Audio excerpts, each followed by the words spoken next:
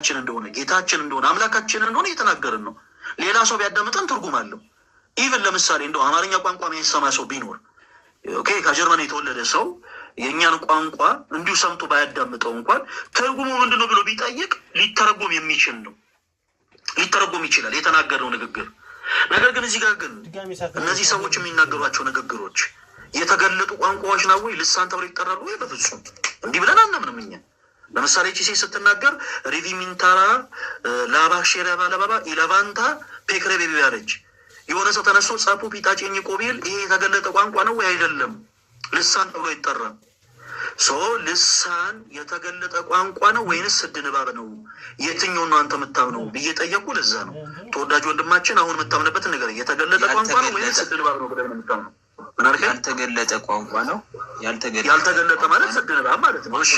በጣም ቅዱሳዊ ማስረጃ ምን ላይ እናውጣ? ቅድም ነገርኩህ እኮ ያመነ የተጠመቀ ይድናል የሚለውን አውጣው። ጥቅሱ ያመነ የተጠመቀ ይድናል የሚለውን ለምን አውጣዋለሁ? ለምን አውጣዋለሁ? ልሳን የተገለጠ ቋንቋ ነው ወይንስ ስድ ንባብ ነው ስል አይ ነው የተገለጠ ቋንቋ አይደለም እንጂ ያው ስድ ንባብ ነው አልከ። ምኑን ነው ማስጨረስ? ቆይ እንጂ እኔን አዳምጠኝ። ያመነ የተጠመቀ ይድናል ያላመነ ግን ይፈረድበታል ይልና የሚያምኑ በአዲስ ልሳኖች ይናገራል። መጽሐፍ ቅዱስ በአዲስ ቋንቋ ይናገራሉ። ስለዚህ በአዲስ ቋንቋ የተገለጠ ነው ያልተገለጠ ነው ላልከኝ ያልተገለጠ ነው። ይህ አዲስ ቋንቋ ያልተገለጠ መሆኑን የሚያሳይ መጽሐፍ ቅዱስ ነው። ይኸው ነገርኩህ። ያሁን ጥቅስ ምንም አልነገርከኝም። በአዲስ ቋንቋ ይናገራሉ ይላል እንጂ ክፍሉ ይሄ አዲስ የተባለው ቋንቋ ያልተገለጠ ስድ ንባብ ነው አይልም። ልክ እዚህ ቪዲዮ ላይ እንዳየው ሸቤሬ ማለት ነው አይደለም። ራባጃ ራባባ ይላሉ አይልም። ስለዚህ ይሄ አዲስ ያልከው ቋንቋ እነዚህ ምልክቶች ይታይባቸዋል። ከዛስ በአዲስ ቋንቋ ይናገራሉ ተብሎ የተነገረላቸው እነዚህ ሰዎች የሚናገሯቸው አዲስ ቋንቋዎች ያልተገለጡ ቋንቋዎች ናቸው የሚል አውጣ እናሳየኝ። ያልተገለጠ ቋንቋ እንደሆነ እኔ ደግሞ የተገለጠ እንደሆነ አሳየኝ። አዲስ ቋንቋ ማለት በራሱ ያልተገለጠ ማለት ነው። አዲስ ቋንቋ ነው። ሰዎች የማያውቁት ቋንቋ ነው። አዲስ ቋንቋ ማለት ያልተገለጠ ነው የሚል አንተ በአዲስ ቋንቋ ይናገራሉ ካለ በአዲስ ቋንቋ ይናገራሉ ማለት ያልተገለጠ ነው። አታውቁት። ይሄ የአንድ ፊልም አይደለም። እንደዚህ አይተረጉምም። ይሄ ትርጉም በስለሺ እና እንደዚህ ነቃሲ ምናምን የሚሰጡትን ትርጉም አይደለም ማምጣት ያለብህ። ይሄ የአንድ ፊልም አይደለም። ይሄ መጽሐፍ ቅዱስ ነው ብራዘር። በአዲስ ቋንቋ ይናገራሉ ማለት ያልተገለጠ ቋንቋ ነው ብለህ የልጅ ጨዋታማ ትጫወት። ይሄ አሁን እንደዚህ አይነት ቃል የሚቀለድበት ቦታ አይደለም። አንድ ነገር እዚህ ጋር አስተውል። እያወራ ያለው ከእኛ ከክርስቲያኖች ጋር ነው። እዮባዬ አንተ ፕሮቴስታንት ነህ፣ እኛ ክርስቲያኖች ነን። በእኛና በአንተ መካከል ሰፊ የትምህርት ልዩነት አለ። ለምሳሌ አንተ ቸርች ውስጥ ሆነ ያው አዲስ ቋንቋ ማለት ያልተገለጠ ቋንቋ ነው ብለህ ብታወራ ቸርች ውስጥ ያሉ ሰዎች አሜን ሊሉ ይችላሉ። ከእኛ ጋር ግን ስታወራ በማስረጃ ነው ማውራት ያለብን። ዝም ብለህ በቃ ነው ስላልክ የሚሆን ነገር የለም። ማስረጃ ታመጣለህ፣ ማስረጃ ታሳያለህ፣ በዛ ማስረጃነት እናወራለን። ማስረጃ ሳይኖርን ምንም አይነት ኤቪደንስ ሳይኖር ግን ዝም ብለህ በዘፈቀረ እንዲህ ብትል ለእኛ ተረት ተረት ነው የሚሆነው እሱ። ስለዚህ ጥያቄን አዳምጠኝ፣ ጠይቅህን አዳምጠኝ። ጌታ ሆይ ልሳን የተገለጠ ቋንቋ ነው ወይንስ አይደለም ስንልህ የተገለጠ ቋንቋ አይደለም ብለናል። እሺ የተገለጠ ቋንቋ አይደለም ስላልከን እምነት ከመጽሐፍ ቅዱስ ስለሆነ የሚመሰረተው መጽሐፍ ቅዱስን ግለጥና አንድ የመጽሐፍ ቅዱስ ማስረጃ ስጠን። ልሳን ያልተገለጠ ቋንቋ እንደሆነ ወይም ደግሞ የተገለጠ ቋንቋ እንዳልሆነ የሚያሳይ አንድ የመጽሐፍ ቅዱስ ማስረጃ ግለጥና አውጣና ሳየን። ምን እንደሆነ የሚያሳይ አይደል? የተገለጠ ቋንቋ እንዳልሆነ የሚያሳይ። ይሄ የሚከተሉት ሁሉ እነዚህ ምልክቶች ይታይባቸዋል። በአዲስ ቋንቋ ይናገራሉ። ኦፍኮርስ በአዲስ ቋንቋ ተናግረዋል ሐዋርያት። እኛ በአዲስ ቋንቋ አልተናገሩም ብለን አይደለም ዲቤት እያደረግን ያለ ነው። በአዲስ ቋንቋ ተናግረዋል። ያ አዲስ ቋንቋ የተገለጠ ቋንቋ ነው ወይንስ አይደለም ነው። እኔ የተገለጠ ቋንቋ ነው ብዬ አሳያለሁ። አሁን አንተ ጥቅስ ካሳየ በኋላ መጽሐፍ ቅዱስን ገልጠን እናንተ አሳያለሁ የተገለጠ ቋንቋ እንደሆነ። ያልተገለጠ ቋንቋ ነው ብለህናል አንተ። መጽሐፍ ቅዱስን ታወጣና ያልተገለጠ ቋንቋ እንደሆነ የሚያሳይ አንድ የመጽሐፍ ቅዱስ ማስረጃ ወጥተህ ታሳየናለህ። ምን ላይ እናውጣ? አሁን አዲስ ቋንቋ ነው የሚል ጥቅስ አይደለም የምሰጠን። ልሳን የሚል ጥቅስ አይደለም የምሰጠን። ልሳን የሚል ጥቅስ አለ መጽሐፍ ቅዱስ ላይ። አዲስ ቋንቋ የሚል አለ። ይሄ ልሳን እና አዲስ ቋንቋ የተገለጠ ቋንቋ እንዳልሆነ የሚያሳይ የመጽሐፍ ቅዱስ ማስረጃ ስጠን፣ የሚያበራራ። ምን ላይ እናውጣ? ካልተዘጋጀበት ታይም ሰጣለሁ። መጽሐፍ ቅዱስ ማለት ትችላለህ።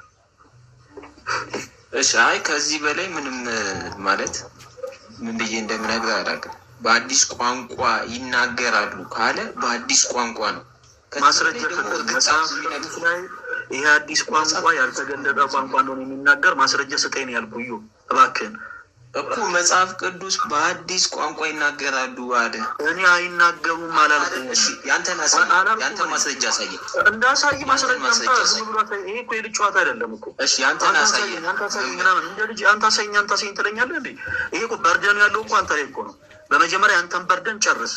ኦኬ መጽሐፍ ቅዱስ ላይ አዲስ ቋንቋ ያልተገለጠ ቋንቋ ነው ብለህናል። እኔ ያለው እኮ ወዳጅ አንተ ሳትለኝ በፊት እኔ ራሴ መጽሐፍ ቅዱስ ላይ ልሳን የተገለጠ ቋንቋ እንደሆነ አሳይሃለሁ ብያለሁ። ኦኬ አካኪ ዘራፍ ምናምን አቁሙ። መጽሐፍ ቅዱስን ትገልጥና ልሳን ያልተገለጠ ቋንቋ ነው የሚልን የሚያብራራን ሀሳብ መጽሐፍ ቅዱስ ላይ አውጣና አሳየን። በቃ አሳየን። እኛ እሱን የፈለግነው ከእኛ ከክርስቲያኖች ጋር ስታወሩ ፕሊስ ፕሮቴስታንቶች ወንድሞች በጣም ጥንቃቄ ያስፈልጋል። በጣም ጥንቃቄ ያስፈልጋል። ማውራት ያለባችሁ በማስረጃ ነው፣ በመጽሐፍ ቅዱሳዊ ማስረጃ። ሁላችሁም ኮሜንት ላይ እኛ ክርስቲያኖች ነን እያላችሁ ጻፉ ፕሊስ። ሁላችሁም ደቂቃ ሰጥሃለሁ ከፈለግ ተወዳጅ ወንድማችን። እስከዛ ሌላ ሰው አውራ፣ መጽሐፍ ቅዱስ ጥቅሱን ልፈልግ ማለት ይቻላል።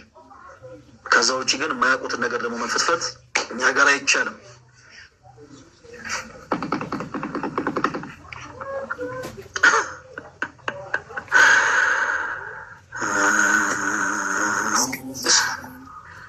እሺ ጎበዝ ልጅ፣ በጣም ጎበዝ። አሁን በጣም እየሞካከረን የለ ይሰማል። አንደኛ ቆሮንቶስ እሺ፣ አንደኛ ቆሮንቶስ አንደኛ ምዕራፍ 14 ሁለትን አንብብልኝ እስቲ። እሺ በጣም ጎበዝ ልጅ። ቁጥር 2 እንደዚህ ይላል። ጋይስ አሁን ተከታተሉ። በልሳን የሚናገር ለእግዚአብሔር እንጂ ለሰው አይናገርም፣ የሚያስረው የለምና በመንፈስ ግን ሚስጥርን ይናገራል ይላል። እሺ ምን እናድርገኝ? ጥቅስ በልሳን የሚናገር ለሰው ሳይሆን ለእግዚአብሔር ነው የሚናገረው። እኔ ለማን ነው የሚናገረው ብዬ ነው እንዴ ጥያቄ ጠየቁ? ምን ብዬ ነው የጠየቁ? ኖ እንደዛ አይደለም። ምን ብዬ ነው የጠየቁ? አትውጣ ፕሊስ፣ ከላይ በላይ አትውጣ። እንደዛ አይደለም ብለህ ወጣ። ተወዳጅ ወንድማችን ዮባ እባክህ ወደ ላይፍ ተመለስ፣ እባክህ ወደ ላይፍ ተመለስ። አይ ባይብል እኮ ለማንበብ እኔ አወጣልሃለሁ። ይኸው እኔ እኮ ለአንተ ብዬ እኮ ነው ይዤ የመጣሁት እኮ ሄጄ ከፋዘር ዮባይ ምን ብዬ ነው የጠየቅኩት? እስኪ ጥያቄን ደግመህ አንድ ጊዜ በልልኝ። ምን ብዬ ነው የጠየቅኩት? ልሳን የተገለጠ ነው ወይስ ያልተገለጠ ነው አለ። እሺ ስለዚህ እንደዛ ሳይሆን ለሰው አይነት ሳይሆን ቆይ ምን ብዬ ነው የጠየቅኩ? አንድ ጊዜ ይሄ መጀመሪያ ላይ ያወራንበትን ሀሳብ ነው። አሁን እኔ ጥቅስ ስታወጣ ምን ብዬ ጠይቄ ነው ጥቅስ ያወጣኸው? ቶሎ በል አንድ ጊዜ ንገረኝ እስኪ። የኔን ጥያቄ ደግመህ ንገረኝ። ማስረጃ ያስጠኛል። ምን ለሚል ሀሳብ ነው መጽሐፍ ማስረጃ ያስጠኛል?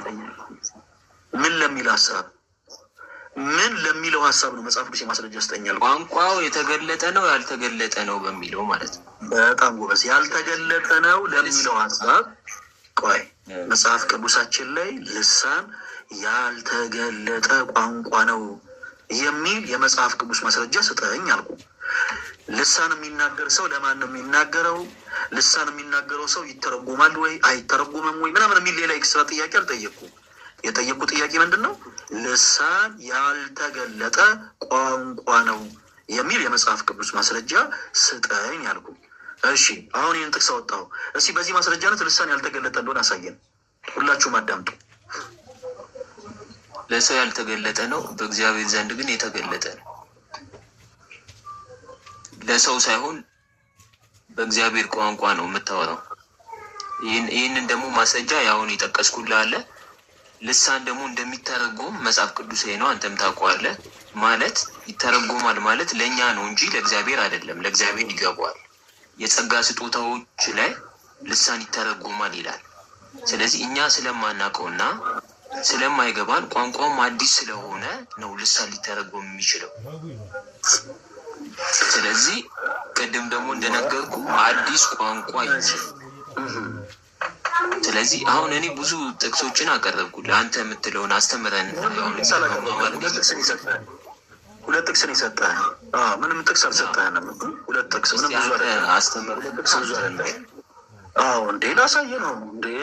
እኛ እኮ ክርስቲያኖች ነን። ይዋይ ቅድም ስነግርህ እንደነበረው እኛ ክርስቲያኖች ነን። እሺ በደንብ አድርገህ አዳምጠው። እሺ አንደኛ ቆሮንቶስ ምዕራፍ 14 ቁጥር 9 ሁላችሁም አዳምጡ። በመጀመሪያ ልሳን ምንድን ነው ብለናል? ቋንቋ ነው። ኦኬ ከዛ በኋላ የተገለጠ ቋንቋ ነው ወይንስ አይደለም ስንል ተወዳጅ ወንድማችን የሚናገር ለእግዚአብሔር ይናገራል አለ። እኛ ለማን ነው የሚናገረው ብለን አልጠየቅነውም ነበር። ነገር ግን ልሳን የተገለጠ ቋንቋ ነው ወይንስ አይደለም? ሂያብ ነው አይዲያ። ቅዱስ ጳውሎስ ግን በዚህ በቆሮንቶስ መጽሐፍ ላይ በአንደኛ ቆሮንቶስ ምዕራፍ 14 ቁጥር 8 እና 9 ላይ እንደዚህ ይላል፣ የሚነገር ልሳን የተገለጠ ቋንቋ እንደሆነ ሰው የሚነገር ልሳን አይቶ ለምሳሌ ዝም ብሎ ራባጃ ራባባባ ቢል ለንፋስ ተናጋሪ እንደሆነ በግልጽ ይናገራል። ፕሮቴስታንት የሆናችሁ ሰዎች ጥቅሱን ያዙ። አንደኛ ቆሮንቶስ ታነብልናለህ ዮባ? እኛ ክርስቲያኖች ነን እያላችሁ ጻፉ እንጂ ጋይስ፣ ይህንን መስነፍ ነው። ሁላችሁም ሳታቋርጡ እኛ ክርስቲያኖች ነን እያላችሁ ጻፉ። ተወዳጅ ወንድማችን ትቆያለህ? ለኔ ያልከው አንደኛ ቆሮንቶስ ምዕራፍ 14 8 እና 9 ምን እንደሚል እንደውም አስረዳን እስኪ አንተ በዛው።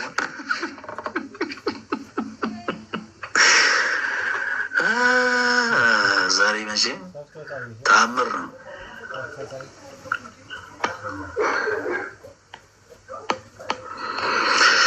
አንተ በህሊና እግዚአብሔር ተገበት መንፈሳዊት የቲ ማርያም በእግዚአብሔር ተሰራች። ዮባ አንብብልን ወንድማችን። እሺ ሁላችሁም አዳምጡ፣ ምን ማለት እንደሆነ ያስረዳናል። ዮባ አነበዋለሁ። አንደኛ ቆሮንቶስ ምዕራፍ 14 ቁጥር 8 እና 9 እንደዚህ ይላል፣ ደግሞ መለከት፣ ሁላችሁም አዳምጡ፣ ደግሞ መለከት የማይገለጥን ድምፅ ቢሰጥ ለጦርነት ማን ይዘጋጃል? እንዲሁ እናንተ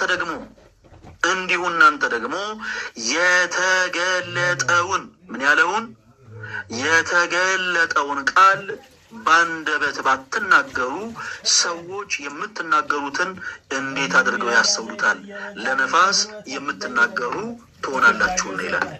ኦኬ አስረዳን አሁን ምን ማለት እንደሆነ። እዚህ አንደኛ ቆሮንቶስ ምዕራፍ 14 8 እና 9 ላይ ያለው ቃል ምን ማለት እንደሆነ አስረዳን ተወዳጅ ወንድማችን ኢዮባ።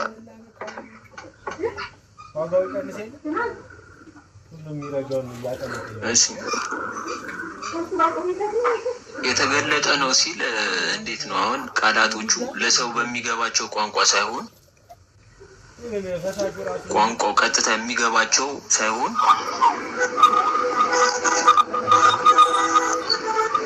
ግን የሚታወቅ የተገለጠ ነው ለማለት ፈልጎ ነው። የሚታወቅ የተገለጠ ስለ ቋንቋው ቀጥታ ሰውኛ ቋንቋ ሳይሆን ግን ለሰዎች እንደሚሰማ ለማስረዳት ነው እየተናገረ ያለው። ምክንያቱም ከላይ ጋር ቅድም የሰረዳ ነው አንደኛ ቆሮንቶስ 14 8 እና 9 እያስረዳ ነው ዮባ። እያስረዳ እንዳልሆነ ተስፋ አደርጋለሁ። መቼም ኖ ቁጥር 2ን ቅድም አስነብቤያለሁ አይደለ? አይ እኔ አላነሳሁም። 8 እና 9 ምን እያለ ነው? ንገረን። እሱ ምን እያለ ነው? በደምብ ይኸው ቃል በቃል እንደው ቆይ በደምብ አድርጊ። አሁንም ደግም ያነብልሃል። ሁላችሁም አዳምጡ። ደግሞ መለከት የማይገለጥን ድምፅ ቢሰጥ ለጦርነት ማን ይዘጋጃል? እንዲሁ እናንተ ደግሞ የተገለጠውን ቃል በአንደበት ባትናገሩ ሰዎች የምትናገሩትን እንዴት አድርገው ያስቡታል? ለነፋስ የምትናገሩ ትሆናላችሁና ይላል። እንደውም ምን ላድርግ መሰለ፣ ካሜራውን ላዙርልህና መጽሐፍ ቅዱሱን እያየ አንድ በአንድ ትነግረኛለህ። ካሜራውን ላዙርላችሁ ጋይስ። ኦኬ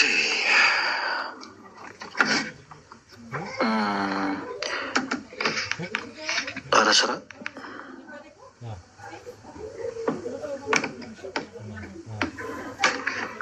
እሺ ቁጥር 8 እና 9 እሺ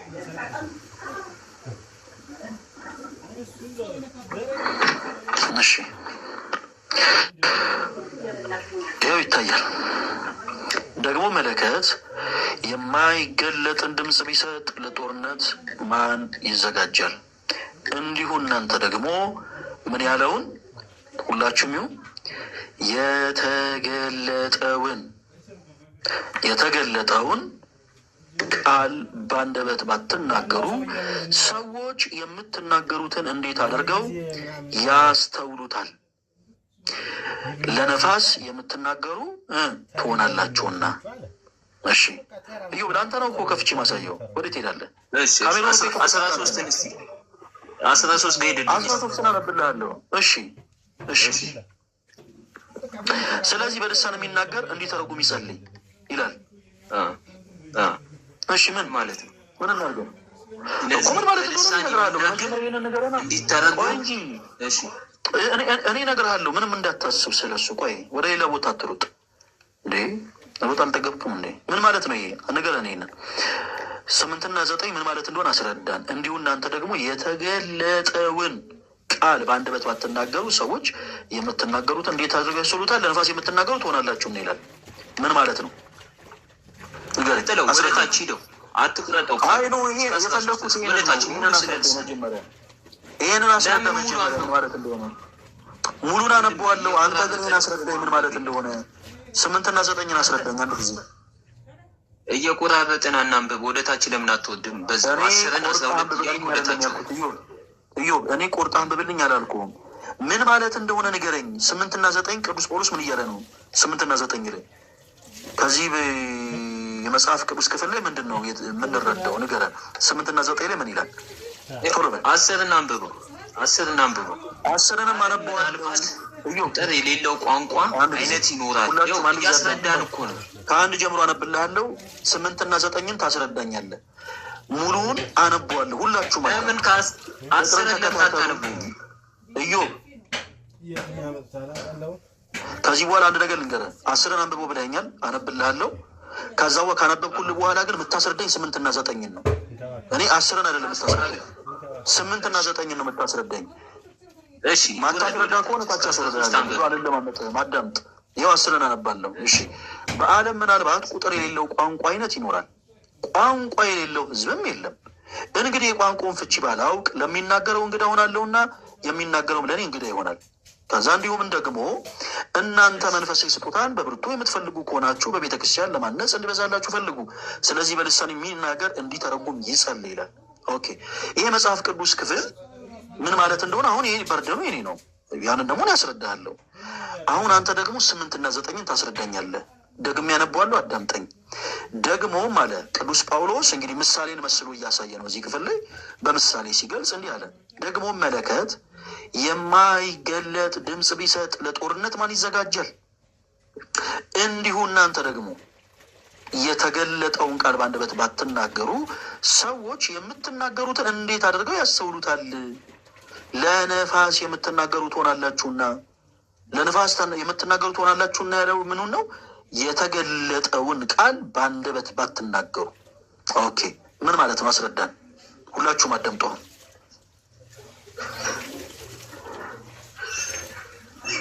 አሁን እኮ እየተናገረ ያለው በልሳን የሚናገር መተርጎም እንዲተረጎምለት ይጸልይ ይላል አይደለ? ታች ጋር 13 ላይ የዚህ አሁን አንተ የጠየቀኝ ጥያቄ መልሱ 13 ላይ አለ። አንተ አሁን 8 እና 9 መልስ ጥያቄ አይደለም። ቅዱስ ጳውሎስ እዚህ ጋር ጥያቄ አይደለም የተናገረው አይደለም። ቅዱስ ጳውሎስ እዚህ ጋር ጥያቄ ነው የተናገረው። እኔ ጠየቅኩ። ምን ብዬ ነው የጠየቅኩ? ጥያቄው እስኪ ደግመህ ጥያቄውን በልልኝ። ምን ብዬ ነው የጠየቅኩ? የተገለጠ ቃል ነው እያልከኝ እያሳየኝ ነው። በመጽሐፍ ቅዱስ የተገለጠ ቃል ነው ብዬም እያሳየሁህ አይደለም። ምን ብዬ ጠየቅኩ? እኔ ይህን ገጸ ንባብ አንብቤ ምን ብዬ ነው የጠየቅኩ? እዩ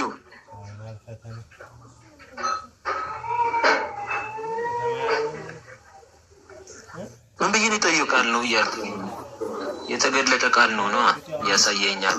ምን ብዬ ነው የጠየቅኩ ነው ያልኩ? እዩ ምን ሆነ ነው? ጥያቄ ጠይቄያለሁ አይደለ? ምን ብዬ ነው የጠየቅኩ?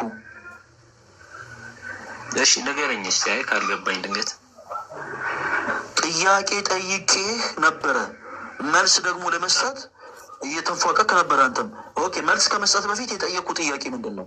እስኪ ጥያቄ እንደግመህ በልልኝ። ምን ብዬ ነው የጠየቅኩ አንተን? እዮ ልሳን የተገለጠ ነው ብለህ ከመጽሐፍ ቅዱስ እያሳየህ ነው። እኔ ልሳን የተገለጠ ነው ከመጽሐፍ ቅዱስ እያሳየሁህ አይደለም፣ ጥያቄ ነው የጠየቅኩ አንተን። እሱን እኔ አሳይሃለሁ ብያለሁ። ልሳን የተገለጠ ቋንቋ እንደሆነ አሳይሃለሁ። ፕሊስ እባክህን የልጅ ስራ አትስራ። እዩ ምን ብዬ ነው የጠየቁ? መልስ አንተ እየሰጠህ ነበር አይደል? ምን ብዬ ለጠየቁ ጥያቄ ነው መልስ እየሰጠህ የነበረው?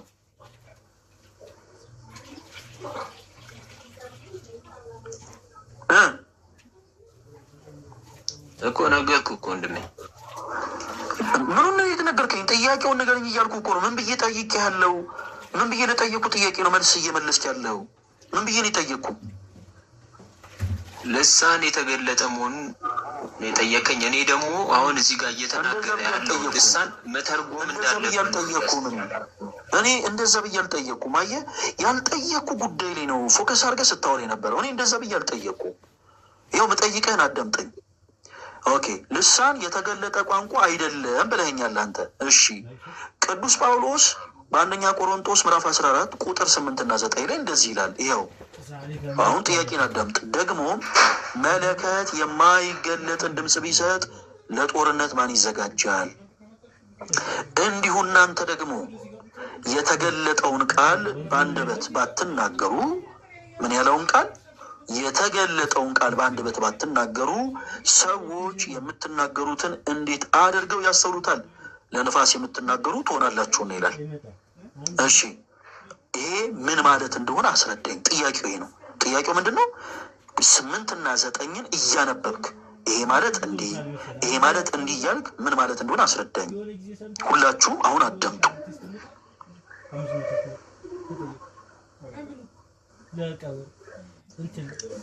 ድምፁን መስማት እንዳለብን እየተናገረ ነው። እዚህ ጋር የልሳኑን ድምፁን መስማት ማወቅ እንዳለብን እየተናገረ ነው። እንግዲህ እናንተ የተገለጠውን ቃል በአንደበት ባትናገሩ የቱ ጋር ነው? 8 ላይ ነው 9 ላይ ነው? የቱ ጋር ነው?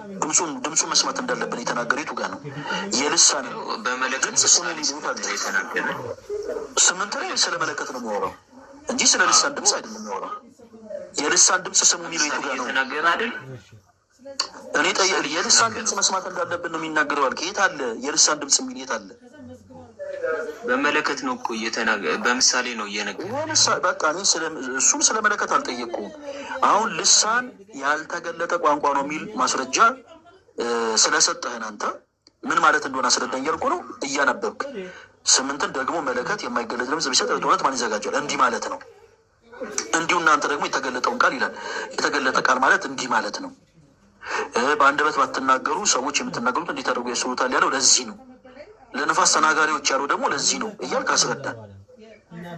የተገለጠው ቃል ማለት የምትናገሩትን ቃል መተርጎም እንዳለባችሁ ማለት የምትናገሩትን ልሳን ለመተርጎም መጸለይ እንዳለባችሁ እየነገራቸው ነው። እዚህ ጋር ደግሞ ለማወቅ ምዕራፍ 13 ላይ ምዕራፍ 13 8 እና 9 ላይ የት አለ መጸለይ ያለባችሁ የሚለው? ምዕራፍ 13 ላይ ወረዳ እኔ ለምን ወርድ ያለው? እኔ ስለዚህ እኮ ነው የጠየቅኩ። ምን ሆነ ነው? እዩ በምዕራፍ 13 አታምንም ነው ወይስ እንዴት ነው ነገሩ?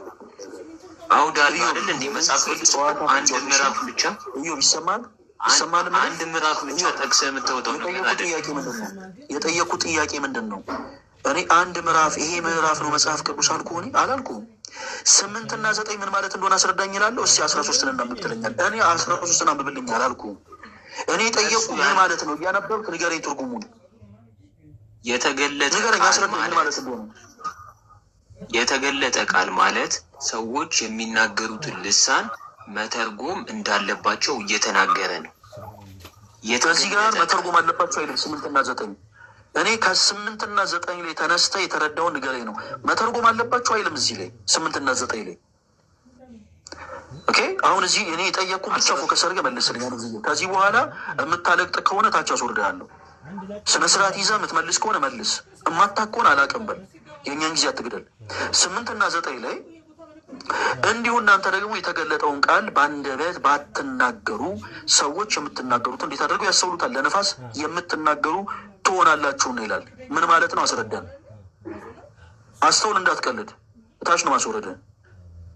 ለቀል ጊዜ የተገለጠውን ቃል በአንደበታችሁ ባትናገሩ ሰው የምትናገሩትን እንዴት ይረዳችኋል? ስለዚህ በልሳን የምትጸልዩትን ነገር እንዲተረጎምላችሁ ጸልዩ ይላል። እኔ ስለጠየቁ ስለዚህ ነው ክፍሉ ላይ እንደዚህ ላይ ወይስ አይደለም? መጽሐፍ ቅዱስ እንዲነበባል እንዴ?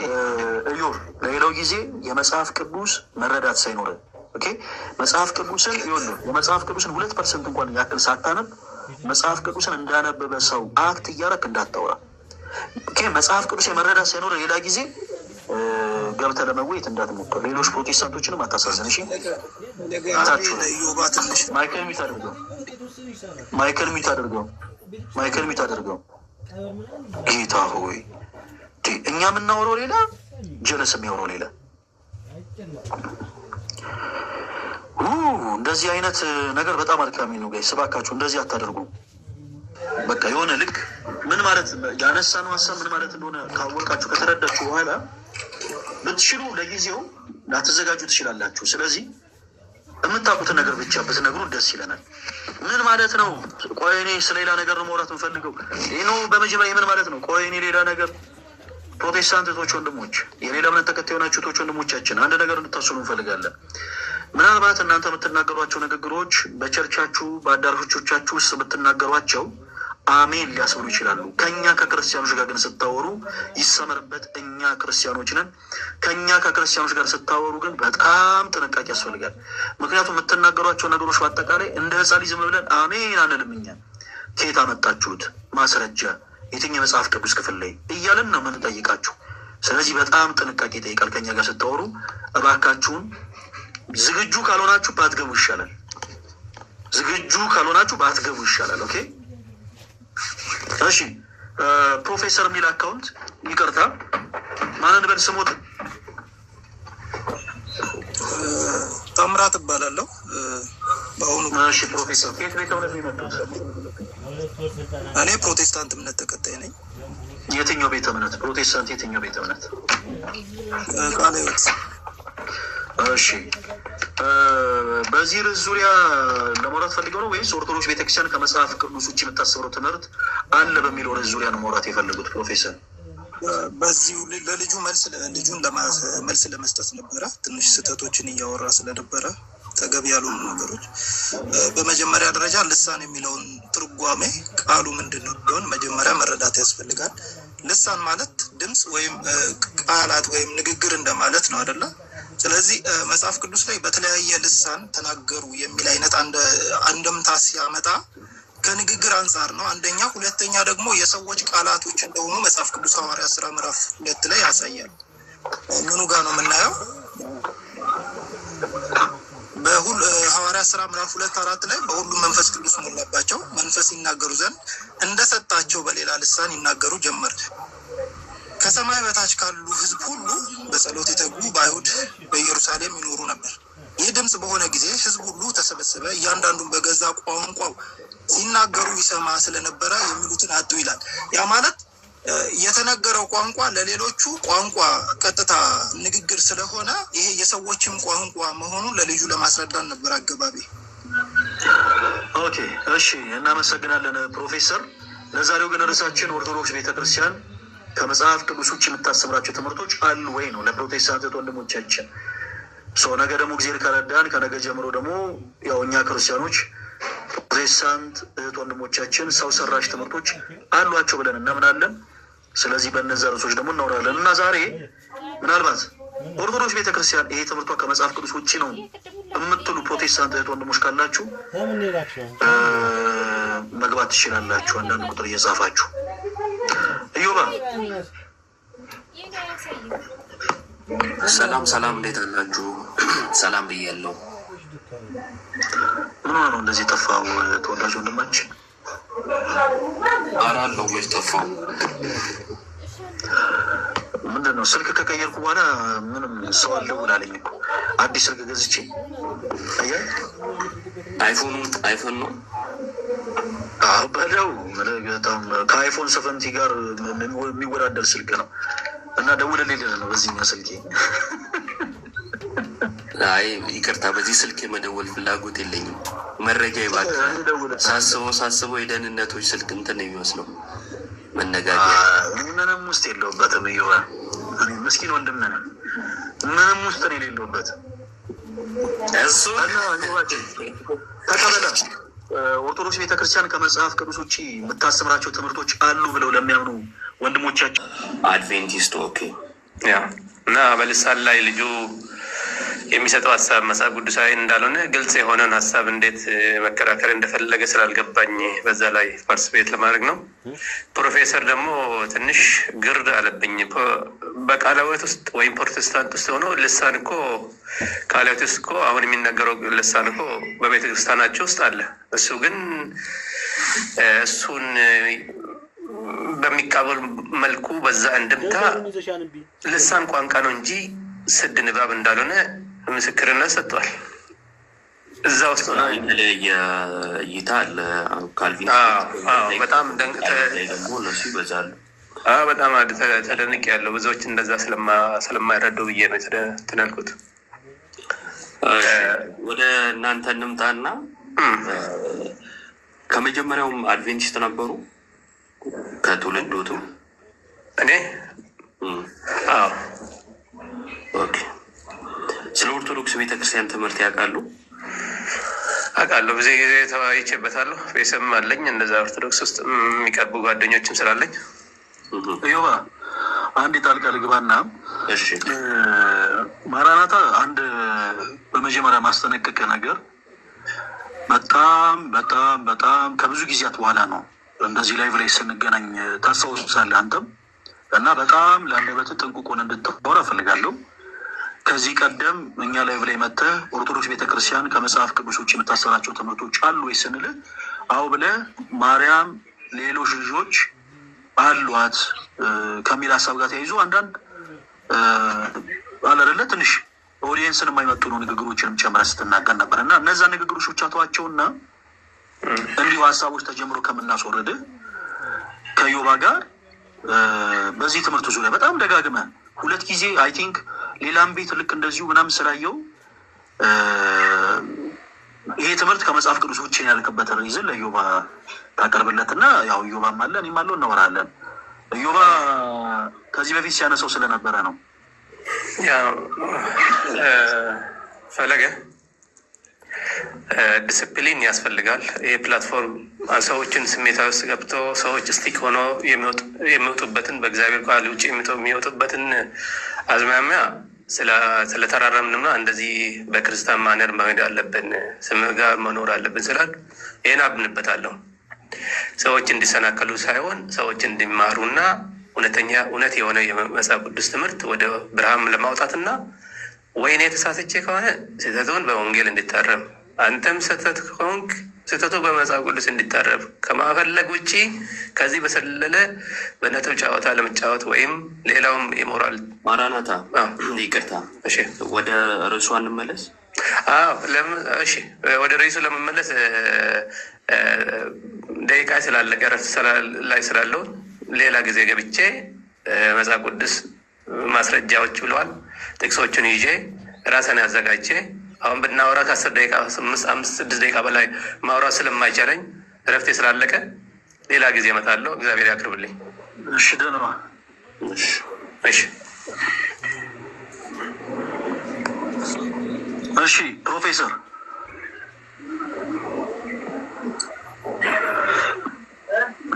ኦርቶዶክስ ቤተክርስቲያን ከመጽሐፍ ቅዱስ ውጭ የምታስተምራቸው ትምህርቶች አሉ ብለህ አምናለሁ? አዎ አምናለሁ። በዛም ነው የራሴን እምነት የተከተልኩት። እሺ ቀጥሉ ዮባ። የትኛው እንትን ላይ ነው ያሉት? የትኛው ቸርች ነው ያሉት? እኔ በቃለ ሕይወት ቤተክርስቲያን ውስጥ ነው ያሉት። በትውልዶትም እዛው ነው ማለት ወይስ ቀይረው ነው ወደዛ? እኔ ከተወለድኩ ጀምሮ እዛ ውስጥ ነኝ። እስኪ ስለ ኦርቶዶክስ ቤተክርስቲያን እንግዲህ በተለይ መሰረታዊ የሆኑ ዶግማ የሆኑ ትምህርቶችን ቢያነሱ ደስ ይለኛል። ከመጽሐፍ ቅዱስ ውጭ ነው የሚሉትን አንድ ትምህርት ያንሱና እሱ ላይ እናወራለን።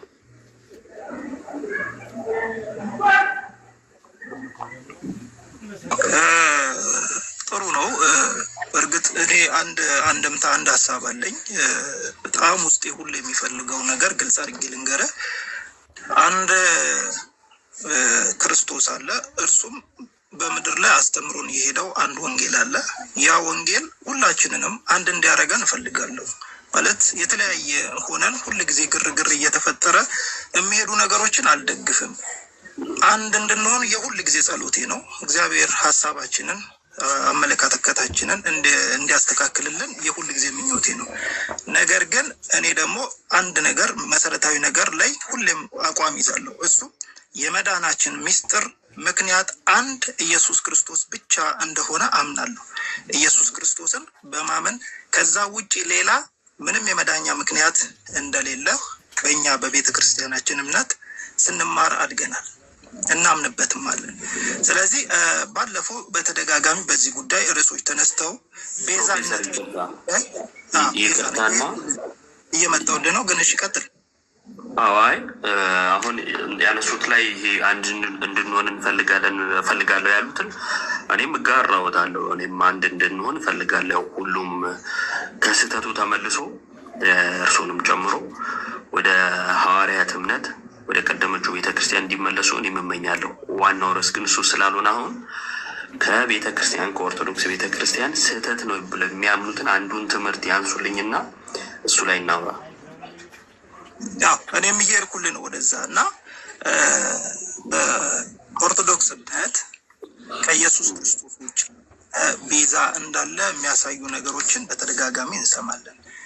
ከዚህ በፊትም የተለያዩ ሰዎች በሚዲያ ላይ መጥተው ሀሳባቸውን ሲሰጡ ሰምተናል እና ማርያም ቤዛ ነች የሚል ነገርን በተደጋጋሚ እንሰማለን። ይህንን ነገር በተደጋጋሚ ሁላችንም ስለሰማን ከኢየሱስ ክርስቶስ ውጪ ሌላ ቤዛ አለ ወይ? ካለስ በምን አግባብ ነው የሚለውን ነገር ትንሽ መልስ ሰጠኝና እኔም ሀሳብ በምጨምር ነገር ካለ እጨምራለሁ። ብዙ ሀሳቦች አሉ፣ ግን ሞር ሌሎችም ሰዎች እየገቡ ሀሳብ ቢሰጡ በሚል ነው። እቺ ላይ መልስ ስጠኝ። እሺ፣ አይ ከመልሶ አስቀድሞ ቅድም ፈለጋ እንትን ያለው ነገር ነበረና ይሄ ከመጽሐፍ ቅዱስ ውጭ ነው የሚል አካል ውጭ መሆኑን መጀመሪያ ማሳየት አለበት የሚል ነገር ስለተቀመጠ በዛው አካሄድ እንሂድና ማርያም ቤዛ ነች የሚለው እንግዲህ ከመጽሐፍ ቅዱስ ውጭ ነው ብለው ስላመኑ ስለዛ ነው ስህተት ነው ብለው ያሰቡትን የጠቀሱትና አስቀድሞ ከኢየሱስ ውጭ ሌላ ቤዛ ብለው ያሉት የተሳሳተ ንጽጽር ነው የሰሩት። የኢየሱስ ቤዛነት እና የማርያም ቤዛነት እኛ ጋር በጣም የተለያየ ነው። ግን ደግሞ እስኪ የማርያምን ቤዛ ማለታችንን እንደ መጽሐፍ ቅዱስ ስህተት የሚያደርገንን ይጥቀሱልኝና መጀመሪያ ስህተታችንን ከመጽሐፍ ቅዱስ ያሳዩንና ከዛ እኛ ምላሻችንን ደግሞ እንስጥ አይሻልም? እሺ፣ እኔ አሁን ቤዛ የሚለው ቃሉ ትርጓሜው በእንግሊዝኛ ራንሰም ወይም በምትክ የሚሰጥ ዋስትና ማለት ነው እና ኢየሱስ ክርስቶስ ቤዛችን ነው የሚለውን ነገር መጽሐፍ ቅዱስ በተደጋጋሚ ሐዋርያቶች ሲያስተምሩ የመጣው ነው እና መጽሐፍ ቅዱስ ላይ ማርያም ቤዛ ነች የሚል አስተምሮት ስለሌለ ነው እኔ እየጠየቁ ያለሁት እንጂ የኢየሱስ ክርስቶስን ቤዛነት እናንተም እንደምታምኑ እርግጠኛ ሆኜ ነው የምናገረው። ግን የማርያም ቤዛነት ላይ ትንሽ መልስ ብትሰጠኝ ነው እኔ እያልኩ ያለሁት። ነች ቢለውን ነገር ማርያም ቤዛ ነች የሚል ጽሑፍ ስለሌለ ነው። ስለሌለ ብቻ ሳይሆን ኖርማል የሐዋርያትም አስተምሮትም ስላልሆነ ነው። ሙሴ ቤዛ ነው የሚልስ አለ የለም? ሙሴ ቤዛ ነው የሚል እስካሁን ሰምቼም አላውቅም። ቤዛ ከምን አንግል ነው የሚለውንም ለመረዳት ሞክር።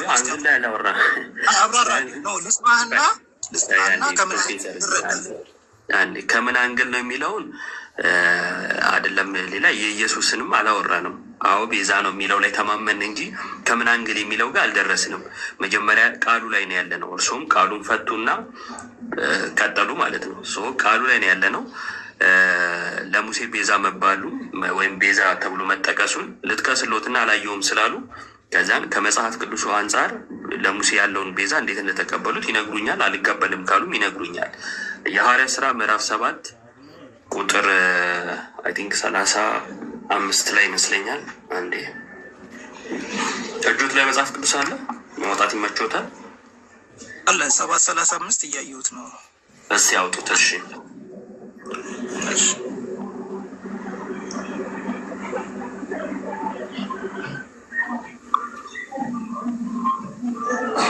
የምትችሉ ኮሜንት ላይ ብትለጥፉት አሪፍ ነው።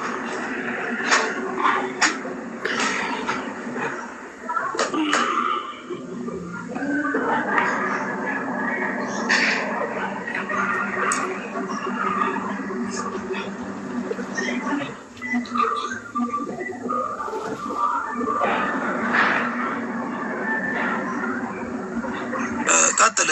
እኔ ደርሼበታለሁ። ቀጥል አለ ምን የሚል ቤዛ የሚለው ለሙሴ ተነግሮ ላንብብልህ? አዎ ይቻላል።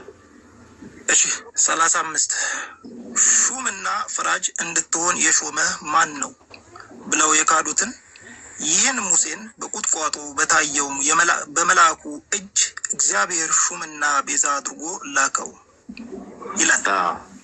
ስለዚህ ቤዛ ተደርጎ ተልኳል ሙሴ። ያ እዚህ ጋር ተጽፏል።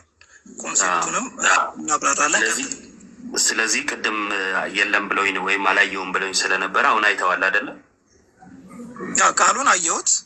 እዚህ ከተረዳሁት አንግል ሙሴ በሰዓቱ የእስራኤልን ሕዝብ ወክሎ ወደ ግብፅ ተመልሶ ሄዶ እንደነበረ እና እነሱን ወክሎ ሲከራከር ወይም በእነሱ በዋስትና እነሱን ወክሎ ሲከራከር እንደነበረ እናውቃለን። ቀጥል። እናውቃለን እና ቤዛ ያስፈልጋል። ያንተን ሀሳብ ይሄንን የጠቀስክበትን አንግል አስረዳኝና ከዛ በኋላ እኔ የጠቀስኩት ምንድን ነው ከኢየሱስ ውጭ ቤዛ ብላችሁ ትላላችሁ ስላሉ ከዛን ማርያም ቤዛ የሚል መጽሐፍ ቅዱስ ላይ ስላልተጻፈ ነው የሚል ነገሮችን ስላነሱ የመጀመሪያ የቃሉን ትርጉምም ራሱን ስላነሱ ከቃሉ ስንነሳ ቤዛ የሚለው ለሌሎች ሰዎች ተሰጥቶ እናያለን። ይህን እንዴት ተረዱት የሚለውን ማሳየት ስለፈለግኩ ነው። ስለዚህ አሁን በጠቀሱት ምክንያት ሙሴ ቤዛ ሲባል ችግር የለውም ከክርስቶስ ቤዛነት ጋር ይጋጭም ነው ሀሳቡት። ኦኬ፣ በጣም ጥሩ። እኔ አሁን እንደዚህ እናድርግ። ስለ ሰው ልጅ ሁሉ ኃጢአት አንድ ልጁን እግዚአብሔር አሳልፎ ሰጥቶናል። ይሄ አንድ ልጁ እኛን ከኃጢአት ግድግዳ ያለያየን ያዳነን ስለ ነፍሳችን ቤዛ የሆነው የሚለው ኮንሴፕት እዚህ ጋር የነፍስ መዳንን ነው እያወራን ያለ ነው አይደለ? እኛ አሁን ሁልጊዜም የምንልህ ሰው ልጅ ከስጋዊ ህመሙ ይድናል፣ ከኃጢአቱ ከመንፈሳዊ ሞት ይድናል። እርግጠኛ ሆኜ የምነግርህ እዚች ጋር ለየት ማድረግ ያለብን ይመስለኛል። የቷጋ ምንድን ነው? በነገራችን ላይ ራንሰም ወይም ቤዛ ወይም ዋስትና ማለት ፍርድ ቤት ቀርበ አንድ ሰው ለአንተ ዋስ ሊሆን እንደሚችል ታውቃለህ አይደለም? ዋስትና የሚለውን ኮንሴፕት ትንሽ ለየት ካላደረግ ነው ትንሽ እየተራራቅን እየሰፋን ነው የምንሄደው። እኔ ስለ አንተ ዋስ በሆንልህ ለአንተ ለነፍስ ወደ መንግስተ ሰማያት ስለመግባትህ አይደለም ዋስ መሆንልህ። ከፍርድ ቤት በዛ ሂደት ውስጥ ከስርዓት ወጥተህ በነፃነት እንድትንቀሳቀስ የሚያደርግህ ዋስትና ነው ልሰጥ የምችለው። አመጣልህ ነው እንጂ ወደ ክርክር እየገባው ሳይሆን ሀሳቡን ላመጣልህ ነው የቤዛነትን። አይ ችግር የለም። ሀሳቡንም ቢያመጡት ሀሳቡ ቅድም የተናገርኩትን አሁንም ረሱት መሰለኝ አላውቅም።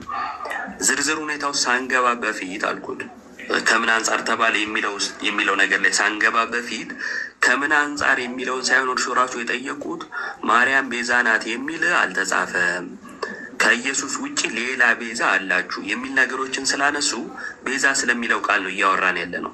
ለሌላ ሰው ስለመነገሩ ከክርስቶስ ውጭ ለሙሴ ስለመነገሩ አነሳውለት።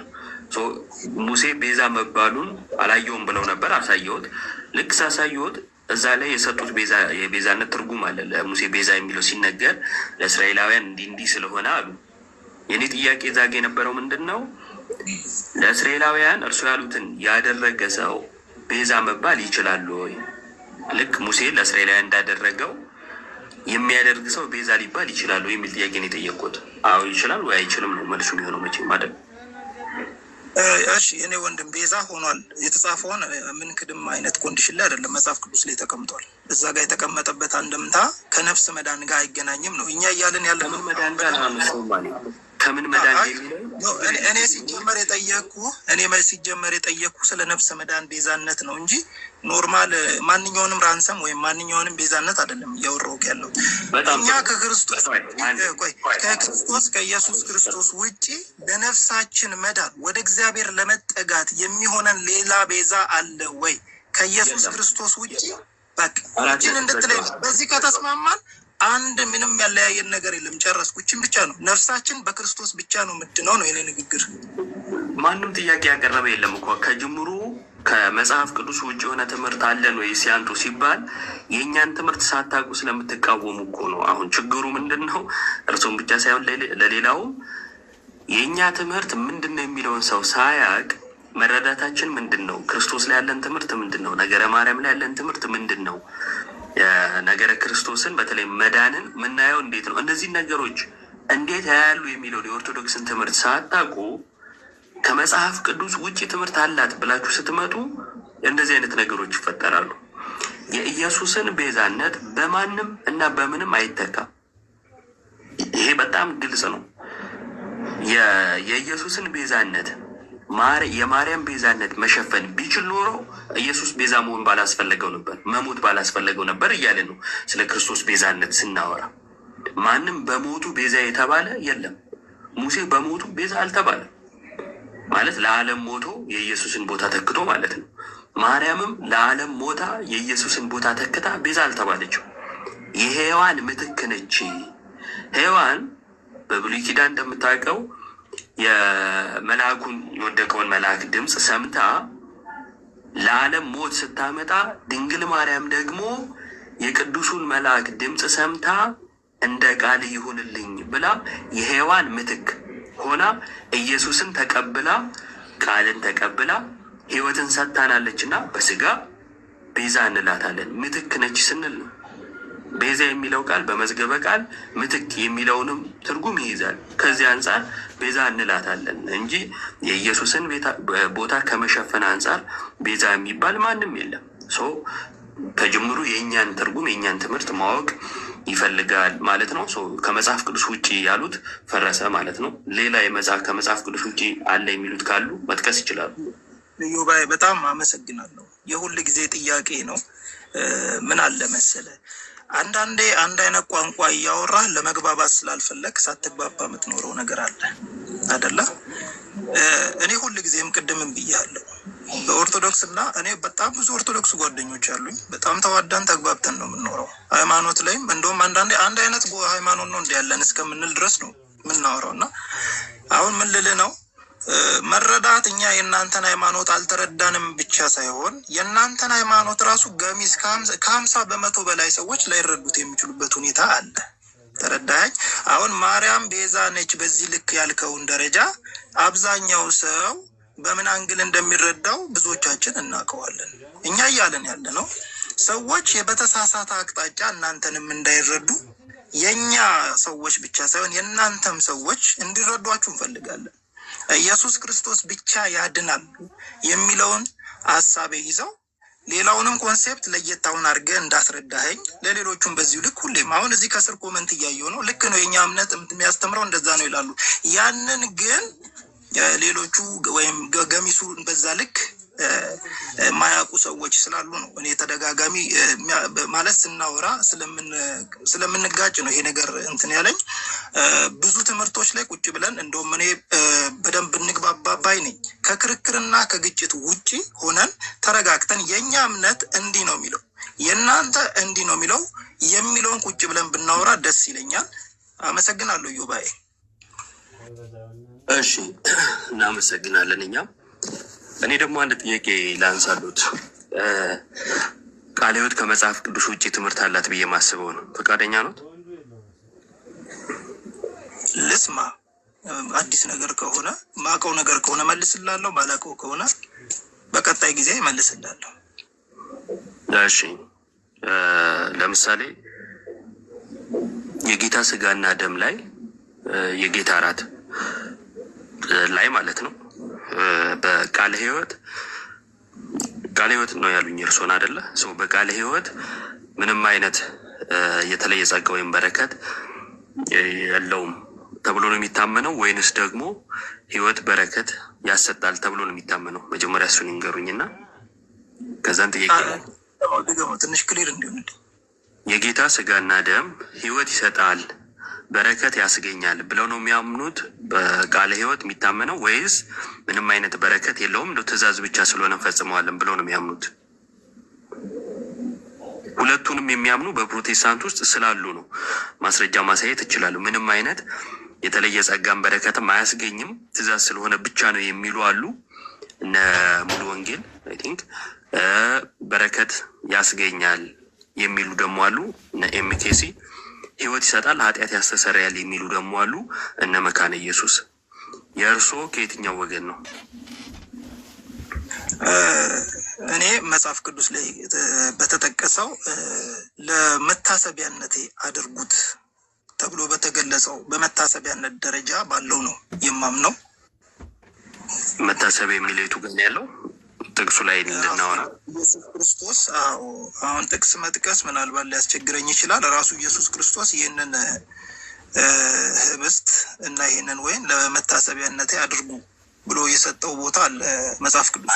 እንደዛ አይልም ጥቅሱ፣ እንደዛ አይልም። ምንድን ነው የሚለው ንገረኝ። ሉቃስ ወንጌል ምዕራፍ 22 ላይ እንዲሁም አንድ ጳውሎስ ላይ ጠቅሶታል። ጳውሎስም ሉቃስ ላይ የሚለው ሉቃስን ያልከው ሉቃስ 22 ከ19 ጀምሮ 19 ጀምሮ። እሺ ይኸው ላንብብልህ ወይስ ታነበዋለህ? አንብቡት፣ እኔ ጋር የለም። እንጀራንም አንስቶ አመሰገነ፣ ቆርሶም ሰጣቸውና ስለ እናንተ የሚሰጠው ስጋዬ ይህ ነው፣ ይህንን ለመታሰቢያ ያድርጉት አለ ይላል። እኔም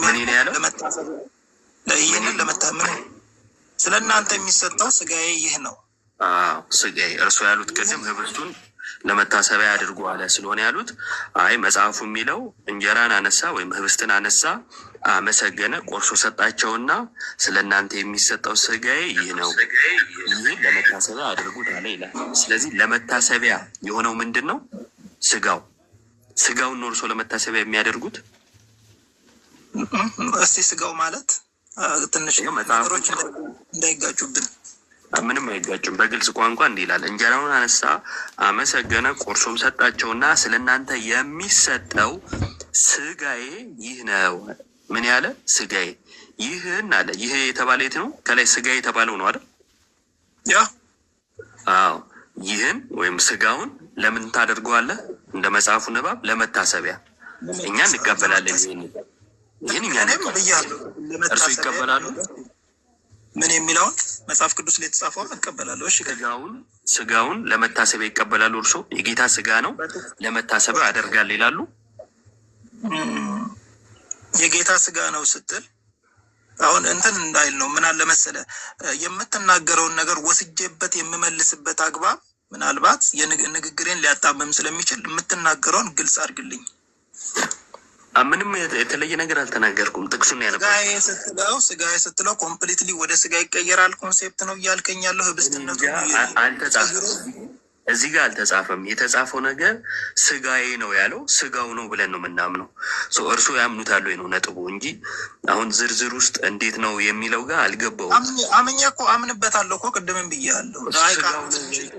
ከበዱታ አሁን ለምሳሌ ለመታሰቢያ የሚለውን የሆነ አስተምሮት አለ፣ ሌላ አስተምሮት፣ ሁለት አይነት አስተምሮት አለ። ኖርማል ወደ ስጋነት ይቀየራል የሚል አይነት ኮንሴፕትም ስላለ ነው። ቀጥል። እሺ ለምሳሌ መታሰቢያ የሚለውን ሲጠቅሱ እንዲህ ሊቀየር ይችላል፣ እንደዛም ሊሆን ይችላል። ቆይ ልረዳው አላሉም። በቃ ይኸው መታሰቢያ ብለው ቀጥታ ነው የጠቀሱት። ስጋዬ ሲልስ ለምንድን ነው ልክ ለመታሰቢያ የሚለውን እንደጠቀሱት በፍጥነት ስጋው ነው ብለው ማመን የከበዱት ወይም መግለጽ የከበዱት ነው ጥያቄ። ምክንያቱም ቃሉ በግልጽ ቋንቋ ይህ ስጋዬ ነው ለመታሰቢያ ያድርጉት ነው የሚለው። ይህ ስጋዬ ነው ካለ እርሶ ስጋው ነው ብለው ነው ሊያምኑ የሚገባው። የምርም ኢየሱስን የሚያምኑ ከሆነ የሚቀበሉት ከሆነ ማለት ነው።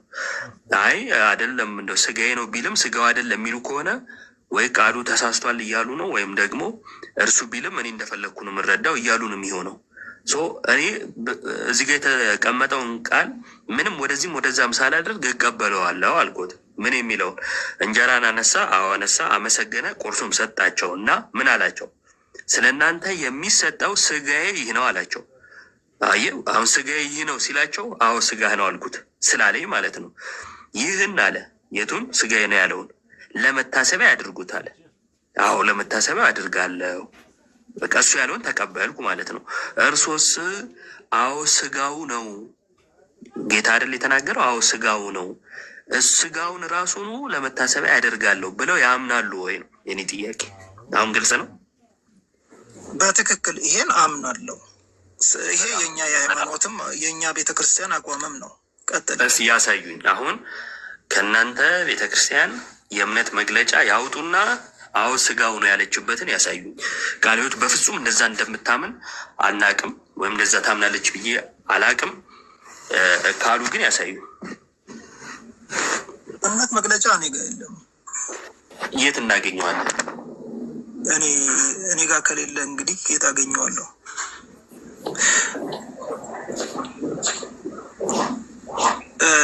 ኦንላይን ይገኛል።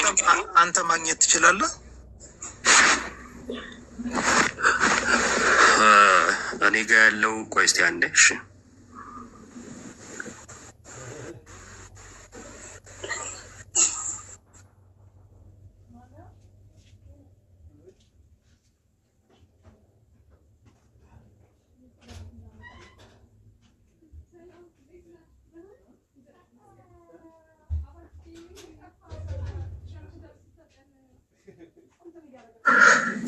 እኔ ጋር ያለው የሙሉ ወንጌል እና የኤምኬሲ ነው። የቃለ ሕይወት የለኝም። ስምሪ ያለሽ የቃለ ሕይወት ናቸው። ቃለ ሕይወት በፍጹም እንደዛ አታምንም። የጌታ ስጋና ደም ነው ብላ አታምንም።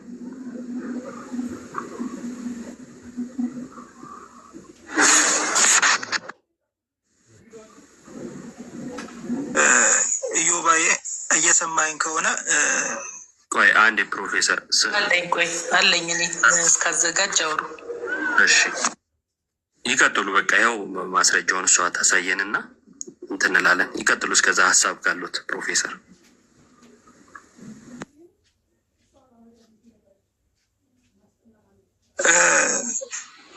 ቤዚካሊ በጣም እኔ ከአስተምሮት አንግል ብቻ ሳይሆን ከአስተሳሰብም አንግል ትንሽ አንዳንድ ነገሮች ላይ እንድንግባባ የምፈልጋቸው ነገሮች አሉ። ብዙ ጊዜ ሚዲያ ላይ የሚዘዋወሩ ነገሮች እርስ በርስ እንዳንግባባ አድርገውናል። ሞር እንደውም በጥርጣሬ እኔ በጣም ውስጥ የሚፈራው ወደ ጸብ ውስጥ የሚከቱ ነገሮች ነው። ሚዲያዎች ላይ በብዛት እንዲህ ተረጋግተው ሀሳብ ካለ ሀሳብ በመስጠት በመደማመጥ እንዲደረግ ሁሉ የምመኘው ነገር ነው። ለማስተማርም ነው ቀስ ብዬ እየተግባባን የምናወራው እና ለወደፊትም ቢሆን እዚህ ገስት ላይም የትኛውም ቦታ ላይ ተረጋግተን ተግባብተን ብናወራ፣ ምክንያቱም እኛ ጌታችን ኢየሱስ ክርስቶስ ያስተማረን ስርዓትን ተከትለን እንድንኖር ነው እና ይሄን ለሌሎቹም ነው ትምህርት እየሰጠው ያለሁት። ተግባብተን እንድንኖር ፈልጋለሁ አንደኛ። ሁለተኛ በሃይማኖት ጉዳይ ላይ ብዙ ጊዜ የምንከራከርባት አንድ ፖይንት የእኛ ሃይማኖት ቀደምት ሃይማኖት ናት፣ የእናንተ ኋላ መጣ በሚል ክርክር ውስጥ ብዙ ጊዜ እናልፋለን እና ኋላ መምጣትና ፊት መምጣት አይደለም ትልቁ ነገር። የዚህ ነገር ምንድን ነው ነው ኢየሱስ ክርስቶስ ያድናል ብሎ ማስተማር ጴንጤ ጋር ስህተት ነው ተብሎ መወራት የለበትም። ሁሉ ጊዜ በጣም ብዙ ጊዜ እናንተ ጋር የእናንተ ልጆች ሚዲያ ላይ ሲጠየቁ መመለስ የማይፈልጉት ነገር ኢየሱስ ጌታ ነው በሉ ሲባሉ በጣም በኃይለኛው ይቃወማሉ እና ነገር በኋላ ታብላል። እሺ ነገር ሁለት ነጥብ አንስተዋል፣ መቆየትና አለመቆየት የሚለውና ኢየሱስ ጌታ ነው ሲባል ይቆጣሉ ያሉትን እንመልሳለን። እሺ አንድ ገጹን እናየው ፊት ለፊቱን።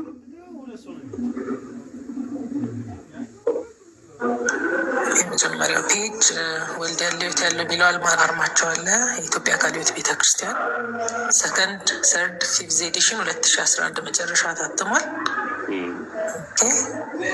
ያ አድራሻቸው ሁሉ የተጻፈበት ነው። አይ ቲንክ እንትን ላይ የሚኖር ይመስለኛል አይደል? ቤተክርስቲያንና የቤተክርስቲያን ስርዓቶች የሚለው ላይ ሊወሱ ላይ ገጽ 9 ላይ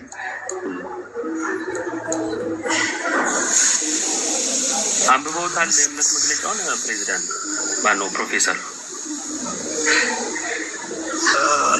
እዮባ ደህና ነገር ሰላም ነው። ሁላችሁንም ዲያቆን ፈለገ ቪዲዮ ከከፈትኩ በኋላ ሰላም አልኳችሁ እኮ። ሁላችሁንም ሰላም ብያለሁ። ይኸው ቤተክርስቲያን፣ የቤተክርስቲያን ስርዓቶች፣ የቤተክርስቲያን ህብረት ይላል። የቤተክርስቲያን ተልእኮ፣ የቤተክርስቲያን የአምልኮ ስርዓት፣ ጸሎት፣ መንፈሳዊ መዝሙር፣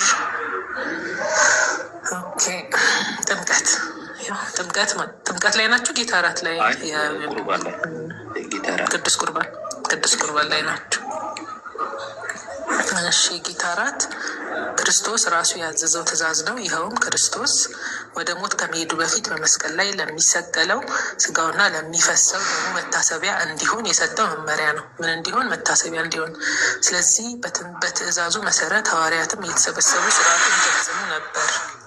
ስለዚህ የጌታ እራት መታሰቢያ የክርስቶስ ሞትና የአዲስ ኪዳን የቃል ኪዳን መታሰቢያ ስለሆነ አንደኛ፣ ሁለተኛ ደግሞ ለደህንነት በመስቀል ላይ የፈሰሰው የክርስቶስ ደም የሚታወስበት ስለሆነ ደሙ ነው አይልም፣ የሚታወስበት ስለሆነ ይላል። ከሌሎች ክርስቲያኖች ጋር የሚኖረው ህብረት ምልክት ስለሆነ ህብረት የሚደረግበት ሳይሆን የህብረቱ ምልክት ስለሆነ እንጂ ለደህንነት ሳይሆን በክርስቶስ ሞትና ትንሣኤ አምነው የተጠመቁት የቃለ ሕይወት ቤተ ክርስቲያን አባሎች ሞቱን በማስታወስ ልባቸውን በመመርመር ሊቀበሉ ይችላሉ። የጌታ እራት እጅግ ቢዘገይ በወር 1 ጊዜ መደረግ ይኖርበታል።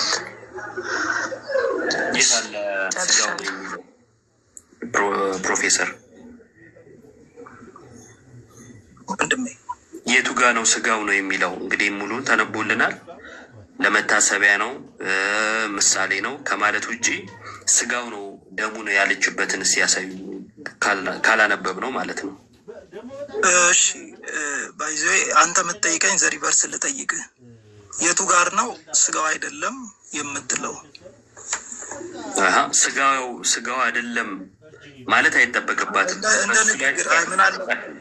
አንዴ በእሱ ላይ ተገለጸች፣ የገለጸችውን እንቀበልና እንዲህ ነው ያለችው እንላለን እንጂ እንዲህ አይደለም እኮ እንድትል አንጠብቅም። ለምሳሌ የቃለ ሕይወት ቤተ ክርስቲያን ስጋው እውነተኛ ነው፣ ደሙም እውነተኛ የጌታ ደም ነው ብላ ብትገልጽ እምነቷ ነው። አይደለም ብትል ተቃውሞ ነው። ይሄ ደግሞ የእምነት መግለጫ እንጂ የተቃውሞ መግለጫ አይደለም። የተጻፈውን ነገር ነው የምንቀበለው። ምን የሚለውን የእምነት መግለጫ ነው አለች። ስለዚህ የእምነቷን መግለጫ ነው ያነበብነው ማለት ነው። እሺ ቁጥር 2 ምን ይላል? ለደህንነት በመስቀል ላይ የፈሰሰው የክርስቶስ ደም፣ ትንሽ ወደ ጎን ስምሪ፣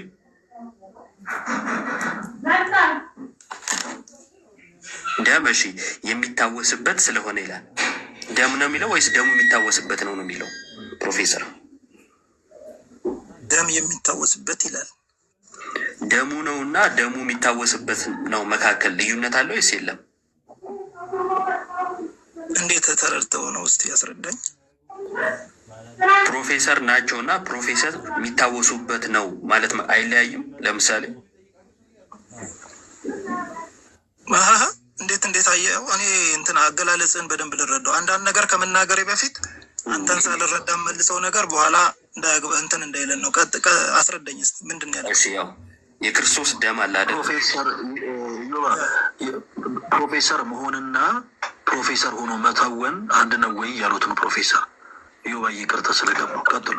እሱ የተናገረውና አንተ የተናገርከው ትንሽ ተለያየብኝ። እስቲ ገለጽ አድርግልኝና ልመልስልህ። እሺ ደሙ ነው ሲባል አዎ የክርስቶስ ደም ነው እየተባለ ነው አይደል? ያ ደሙ የሚታወስበት ነው ከተባለ በምኑ ነው ደሙ የሚታወሰው? በቅዱስ ቁርባኑ ማለት በራሱ በደሙ በቅዱስ ቁርባኑ ይላል።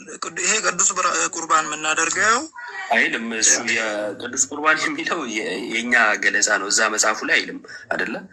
አሁን ያው ነው የሚለው ያው ቃሉ ስለምንግባባበት የተጠቀምኩት። ቀጥል፣ ችግር የለውም። እሺ ያው ደሙ የሚታወስበት ነው ከተባለ በምንድን ነው ደሙ የሚታወሰው? በራሱ በደሙ ነው ነው በስርዓቱ ነው። እዛ ጋ እኮ በስርዓቱ ይሄን ስርዓት የምናደርገው ደሙን የደህንነት የተከፈለውን ደም ለማስታወስ ይላል። ስርዓቱ ግን የሚወሰደው ግን ደሙ አይደለም ማለት ነው አይደል? ለደህንነት የተከፈለውን ደም የምናስታውስበት ነው። በምንድን ነው የሚያስታውሱት? በዚህ ስርዓት ጽዋውን በመጠጣት አይደል? ያ እሺ፣ ጽዋውን በመጠጣት ለደህንነት የፈሰሰውን ደም ያስባሉ ወይም ያስታውሱበታል። ያ ስለዚህ የሚጠጡት ማስታወሻውን ነው እንጂ ራሱ ደሙን አይደለም ማለት ነው። በትክክል እየጠጣን ያለ ነው። እዛ ጋር የቀረበውን ነገር እየቀረበ ነው። እናመሰግናለን። እሺ፣ ስጋውንስ የሚያስታውሱት በምንድን ነው? ህብስቱን በመብላት አይደል? በትክክል። ስለዚህ የሚበሉት ህብስት ስጋው አይደለም፣ ስጋውን የሚያስታውሱበት ነው ማለት ነው። ቅድምም እኮ ለማስታወሻ ያድርጉ ብሏል። እናስታውስበታለን። አይ ማስታወሻ አድርጉ አይደለም ያለው። ተው ቆይ፣ ቅድም ስጋውን ጋር እመጣለሁ። አስቀድሜ ማስታወሻ ማለት ያው መታሰቢያ የሚለው ነው። ባይዘ ነገሮችን አይደለም፣ ይለያያል። ማስታወሻ እና መታሰቢያ ይለያያል። ወርድ እየለቀምክብኝ ነው። መታሰቢያ። እሺ ቀጥል ልስማ።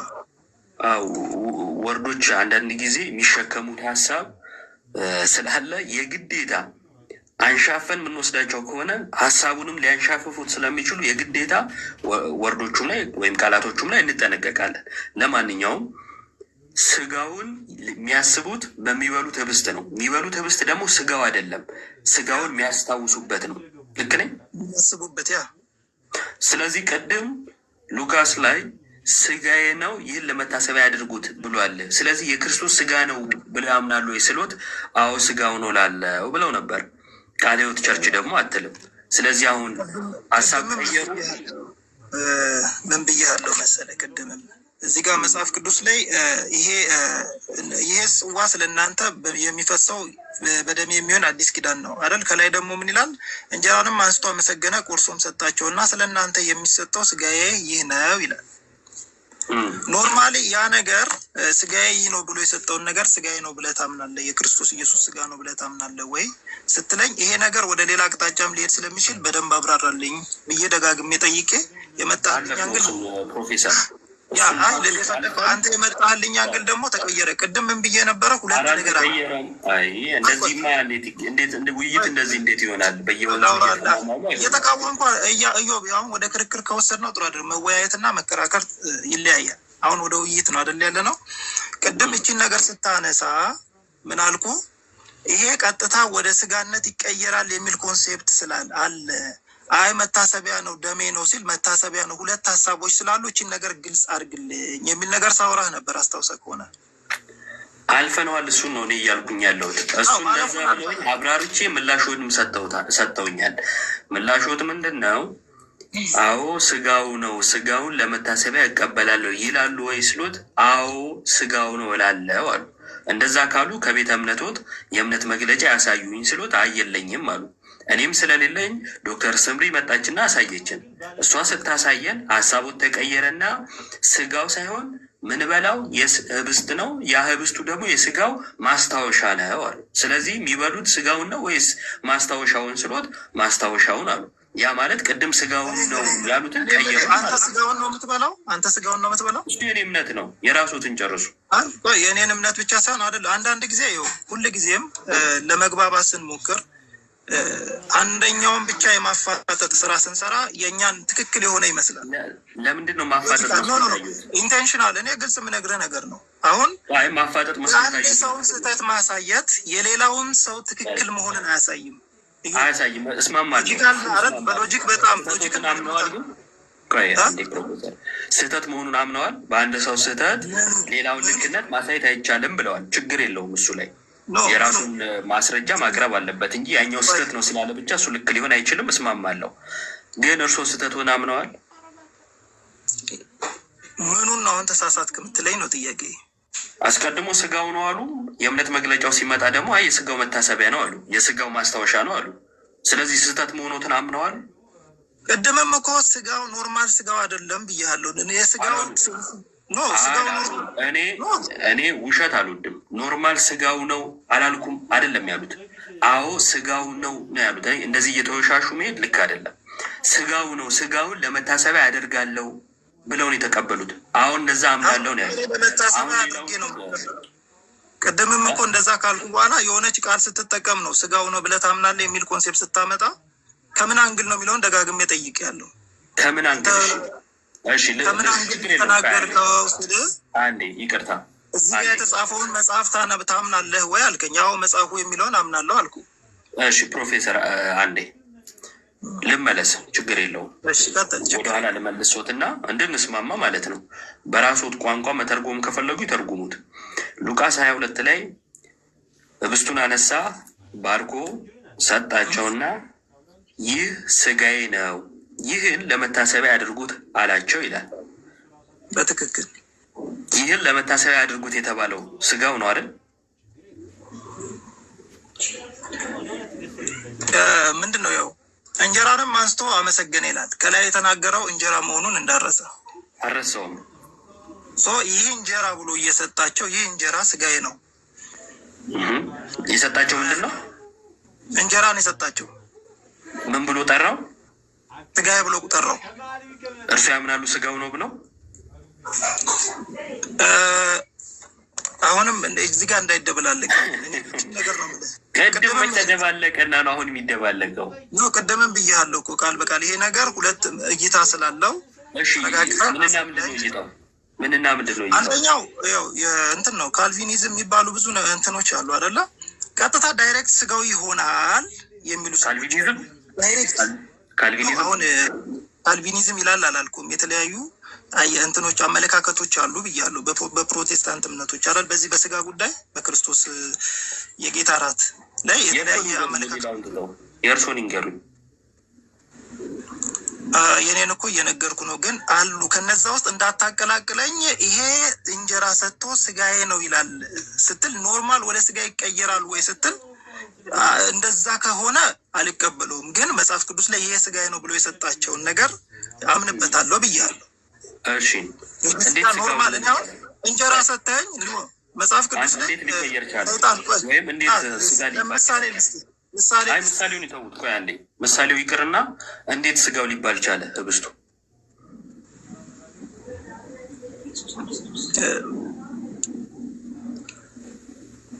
እንዴት ስጋ ሊባል ቻለ?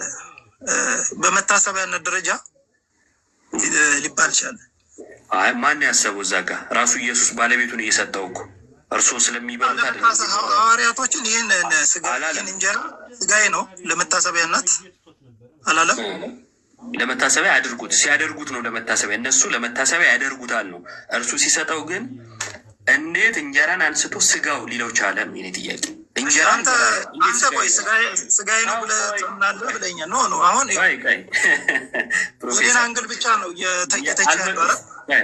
አንዴ በጣም ይቅርታ ጀመሪያው ፈለገ ሲያስገባ የነበረው የኦርቶዶክስ ትምህርት ምኑ ጋር ነው የሚለውን ነው አይደለ?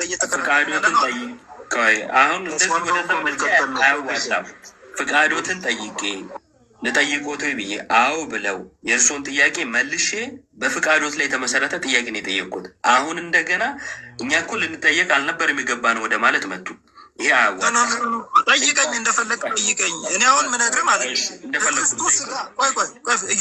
እዮባ ግልጽ እናምጣ። የሃይማኖት ክፍፍል ለመፍጠር ካልሆነ በስተቀር ይሄ ህብስት እንጀራ ነው ብለህ ይሄ እንጀራ ስጋዬ ነው ብለህ ብሰጠኝ ማለት ስጋዬ ነው ብሎ ሰጠኝ ስጋ ነው ብዬ አምኜ ብበላው እና ስጋ አይደለም ብዬ እሱን አስብበታለሁ ብዬ ብበላ የሚፈጠር ለውጥ አለ ብለህ ታምናለህ? እሺ እሱን እመልሳለሁ። መጀመሪያ እኔ መልስልኝ። ነው ከመለስክ በኋላ ወደ እኔ ሀሳብ ናና እኔን እንደፈለግክ አድርገህ አውራኝ። ግን ልዩነቱን መጀመሪያ አምጣልኝ። ምንድን ነው የሚያመጣው ነገር? የቱና የቱ?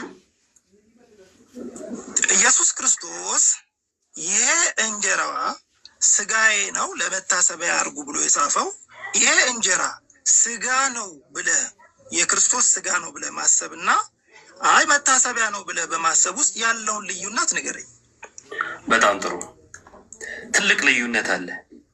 ስጋው ነው ብሎ መቀበል እምነትን መግለጥ ነው። ይሄ እምነት ነው። ምክንያቱም ኢየሱስ ስጋዬ ነው ብሏል። ነገር ግን ስጋው አይደለም እንደው መታሰቢያ ብቻ ነው የሚሉ ከሆነ ኢየሱስን መቃወም ነው። ኢየሱስን መቃወም ደግሞ የሐሰተኛው መንፈስ መጠቀሚያ መሆን ነው። ከክርስቶስ ትምህርት ውጪ መሆን ነው። በክርስቶስ ትምህርት የማይኖር ደግሞ መጽሐፍ ምን ይላል? ዮሐንስ በመልእክቱ ላይ አምላክ የለውም ይላል። ሰው አምላክ የለሽ ያደርጋል ማለት ነው። ሰፊ ልዩነት አለ። ኢየሱስን መካድ ጋር የሚያደርስ ማለት ነው። በከባዱ መካድ ነው። ስለዚህ ኢየሱስ ስጋዬ ነው ሲል አዎ ስጋ ነው የኔ ጌታ ብዬ እቀበላለሁ። ደሜ ነው አዎ አመላለስን እኔ የፈለግኩት አንግል ከምን አንግል እንደሆነ እርሱ ከፈለጉት አንግል አይደለም። ማን መልሰው የኔ መልሳለ ተጠየቀ። እኔና አንተ አሁን ትልልቅ ሰዎች ነን። ተረጋግተን እናውራ። እንዴት ነው ማውራት ያለብን መሰለ? የጠየኩ ከመዳን አንግል ከመዳን አሁን የሆነ መጽሐፍ ቅዱስ ላይ እኮ ሁሉም ሰው አንተና የሆነ አንድ እምነት ላይ ሆነ እንኳን አንድ አይዲያ ላታራምድ ትችላለህ እኮ። አሁን እያወራሁ ያለሁት ይሄ ቃል የተወሰደበት የኔና የአንተ አመለካከት ከመዳን አንግል አሁን አንተ ቀጥታ ከሰይጣን ነው ከምንድን ነው የሚለውን ነገር አመጣ። ይህን ነገር ባለመቀበሉ ከመዳን አንግል ሊያመጣ የሚችለው ለውጥ አለ ወይ? መታሰቢያነት አድርገን ስንወስድ እኛ ክርስቶስን ስላላመንን ነው ወይ? እኛ እኮ እንጀራ እየሰጠኝ እንጀራውን እኮ እያየው ነው። ይሄንን ድንጋይ አንስተ እንጀራ አድርገህ ብላ ብሎ ኢየሱስን ክርስቶስን ሲጠይቀው እንጀራ ማድረግ አቅቶት አይደለም። ሊተራሊ አይኔ እንጀራ እያየ ነው። ፕሮፌሰር ይቅርታና ጨረስከን በኋላ ብታወራ አይሻልም? መሀል ላይ ምሳሌ እየሰጠው ነው እንጂ ርዕስ እየወሰጠው አይደለም። እኔ አሁን በዚች ጉዳይ ብቻ ነው ማውራ። ምንድን ነው አሁን ብዙ ጊዜ ሃይማኖቶች ክላስ እያደረጉ በጣም ብዙ ሃይማኖት የመከፈቱ ምክንያት አንድን ወርድ ሁለት ቦታ ስፕሊት እያደረግን እሱን ይቅርታ። አሁን እንደዚህ አይነት አልጨረስኩም ወይ? መጀመሪያ ተረዳኝና ከዛ በኋላ አውራ እኮ አንድ ደቂቃ አልፈጅም። አሁን በዚህ ገባ ስለሚረዝም አንድ ደቂቃ ልጨርስና የፈለግከውን በል ብያለሁ። የፈለግኩትን አልልም። ከርዕሱ ውጭ ወጥቼ ሌላ ነገር አልልም። ርዕሱን ትተው ሃይማኖቶች የበዙት ይሉኛል። ይህን እኮ ፕሮቴስታንት ቸርች ውስጥ እኮ ነው የሚወራው። እኛ ጋር እኮ አይደለም፣ እናንተ ጋር እኮ ነው የበዛው። ቃላት ነጥብ አንጣላ፣ ሁለታችንም ነጥብ ወደ ክርክር እየጣሉ ያሉት ርዕሱን ትተው እንትኖች የበዙት እኮ ምክር አሁን እዚህ ጋር አያስፈልግም። በቃ እምነቶትን ጠይቄዎታለሁ፣ እምነቴን ጠይቀውኛል። ስለ እምነቴ ሲጠይቁኝ በደንብ አድርጌ መልሼልዎታለሁ። ተማምነን ነው፣ ጭቅጭቅም የለም። አሁን የእርሶን እምነት መጠየቅ ሲጀምር ጭቅጭቅ ማለት ጀመሩ። በስርዓት ብናወራ ትላልቅ እንደዚህ አይነት ቃላቶችን መጠቀም ጀመሩ። አሁንም እኔ ጥያቄ ያ ስጋ በነገራችን ላይ ጥያቄ ስጠይቆት የኔን ጥያቄ ትተው እርሶ ጥያቄ ጠይቁኝ። እሺ ብዬ መለስኩ የእርሶን ጥያቄ። ልዩነቱ ምንድን ነው ሲሉኝ መልሻለሁ። ልዩነቱን አለመቀበል መብቶት ነው። ከመዳን አንግል አይደለም ነው እያልኩ ያለው። ይኸው ከመዳን አንግል የሚለውጠው ነገር አለ ወይ ነው። ይኸው ልመልስልዎት። ስጋዬን የሚበላ ደሜን የሚጠጣ የዘላለም ሕይወት አለው አለ። ስለዚህ ስጋውን መብላት ደሙን መጠጣት የዘላለም ሕይወት ይሰጣል። አንድ ሁለተኛ የጌታ እራትን አናደርግም ወይ? ያንን ነገር አናደርግም ወይ? ቆይ ምን ብለው ያደርጋሉ የሚለውን መሰረታዊ ጉዳይ ስለሆነ ማለት ነው። ሁለተኛ ነገር ኢየሱስ ስጋዬ ነው ብሎ የሰጠውን ስጋው አይደለም መታሰቢያ ብቻ ነው ካሉኝ ከክርስቶስ ትምህርት ጋር እየተጋጁ ነው።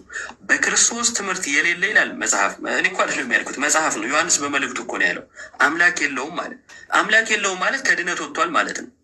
እንዴት ነው አምላክ የለውም እየተባለ ድነቱን ይነካበታል አይነካበትም እንድንል ፈልገው ከሆነ በደንብ አድርጎ ወደ አዘቅቱ ይገባል። ለምን? ክርስቶስን ተቃውሞታልና ማለት ነው። ክርስቶስ ስጋዬ ነው ሲል ስጋ አይደለም ካለው አለቀ እኮ፣ ድነቱ የለም። የሰውየው ድነት ማለት ነው። ይኸው ከድነት ጋር አገናኝቼ መለስኩሎት። አሁን የኔን ይመልሱልኛል ፕሮፌሰር? ኧረ 3 ሆነ። እሺ፣ በነገራችን ላይ የትኛውን ፕሮቴስታንት እምነት የጌታ እራትን ይወስዳል? ይህን በደንብ አድርጌ አረጋግጬ ልነግርህ እፈልጋለሁ። የኢየሱስን ስጋ አይወስድም። የጌታ እራትን ይወስዳል። የጌታ እራት የኢየሱስ ስጋ ነው። ይኸው ስጋዬ ብሎታል። የጌታን ስጋ አይወስድም። ስለዚህ በክርስቶስ ትምህርት አይደለም። የትኛውም ብለው ደግሞ መናገር አይችሉም። ለምን ካሉ የእምነት መግለጫን አውጥቼ ላሳየቱ ይችላሉ። የተለያየ መረዳት ነው ያለው። ምንም አይነት በረከት አያስገኝም የሚል ቤተ እምነት ባለበት የትኛውም ፕሮቴስታንት እኮ ማለት አይቻልም። አሁን ያው ይሄ የቡድን የቲፎዞ ጉዳይ አይደለም፣ የእምነት ጉዳይ ነው። ለምሳሌ ሙሉ ወንጌል የተባለች ቸርች ምን ብላ ነው የምታምነው ከተባለ የተለየ ጸጋን በረከትም አያስገኝም ነው የምትለው። እንትንስ ምንድን ነው መካነ ኢየሱስስ ለኃጢአት ስርየት ለዘላለም ሕይወት ይሆናል ብላ ነው የምታምነው። ኤምኬሲስ በረከት ያሰጣል፣ ስጋው ግን አይደለም። ይህን ልዩነት ተሸክሞ የትኛውም እኮ ይቀበላል ማለት አይቻልም። ትምህርቱ ላይ ልዩነት አለ። አይ እንደዛ ከሆነማ የእርሶን አካሄድ ልሂድ ካልን ኢየሱስ ማለት ኢየሱስ ጌታ ነው ማለት ያድናል። አዎ እኔም እቀበላለሁ፣ እርሶም ይቀበላሉ፣ ኦንሊ ጂሰሱም ይቀበላል።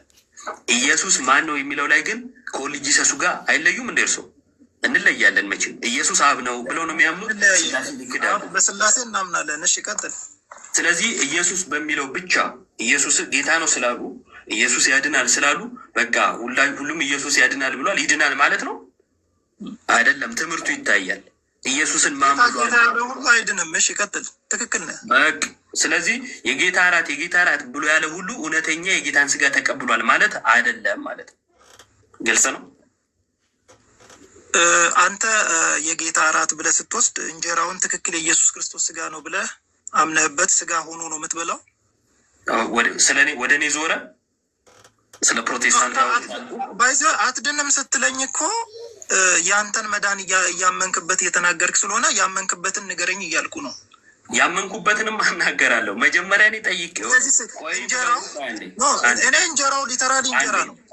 እንጀራው ሊተራል እንጀራ ነው። ነገር ግን አንዴ ይቅርታ ፕሮፌሰር ጥያቄ ጠይቄዎት ከዛን ቆይ መልሳ ነው አይደለም። ቅድምም ብያለሁ። አንድ ዳይሬክሽን መጠቆም ማለት የአንተን ዳይሬክሽን ትክክል መሆኑን አያሳይም እና የአንተንም እየመለስክ ትክክለኛ ስጋ ነው ወይ የምትበላው? እሱን መልሰ የኔንም እየተቃወምክ ሁለቱንም እየመለስክም እየተቃወምክም አውራ። አሁን ሁለተኛ ጊዜ ጠየቁኝ ማለት ነው አይደል? በተከታታይ አይደለ? አንተ ያንን እንጀራ ስትበላ ሊተራል ስጋ ነው። ሁለተኛ ጊዜ ጠየቁኝ አይደለ ወይ ነው ያልኩት። ሁለቱም ጊዜ ግን ስጋ ነው ወይ ስል ስጋ ነው ትላለህ እንጂ ሊትራል ስጋ ይሆናል ወይ የሚላትን አልመለስክም። ሊትራል ስጋ ይሆናል ወይ እንደዛ ብለው አይደለም የጠየቁኝ። ጥያቄዎትን ከረሱት ማስታወስ እችላለሁ። የጠየቁኝ አንደኛ ስጋው ነው ብሎ በመቀበልና የስጋው መታሰቢያ ነው ብሎ በመቀበል መካከል ልዩነት አለ ወይ የሚል ነው። ሁለተኛው ደግሞ ይሄኛው ነው። እኔ የጠየኩትን ጥያቄ ግን መቼ ሊመልሱት ነው? እኛውን ጥያቄ አዎ ቆይ የኔን መልስና መልስልሃለሁ ብለውኝ እኮ አሁን ወደ ሌላ ጥያቄ ሄዱ ማለት ነው። ጥያቄ ምን ነበረ? እንጀራን አነሳ። ሉቃስ 22 ላይ እንጀራን አነሳ፣ አመሰገነ፣ ቆርሶ ሰጣቸውና ይህ ስጋዬ ነው አላቸው። እንጀራውን እንዴት ስጋዬ ሊለው ቻለ?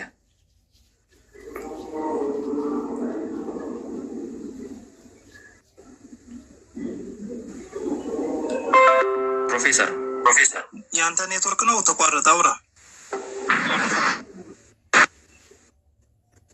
እሺ አልተሰማውም። ልድገመው። እየሰማው ነው። ቀጥል ወንድሜ። እሺ እንጀራን አነሳ፣ አመሰገነ፣ ቆርሶም ሰጣቸው፣ ይህ ስጋዬ ነው አላቸው። ያነሳው ምንድን ነው? እንጀራ። እንዴት ስጋው ሊሆን ቻለ?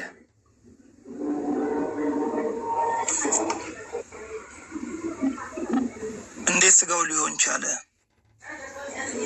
አይደል ጥያቄ? አዎ እንጀራው እንዴት ስጋው ሊባል ቻለ ወይም ሊሆን ቻለ? በእምነት በማምነት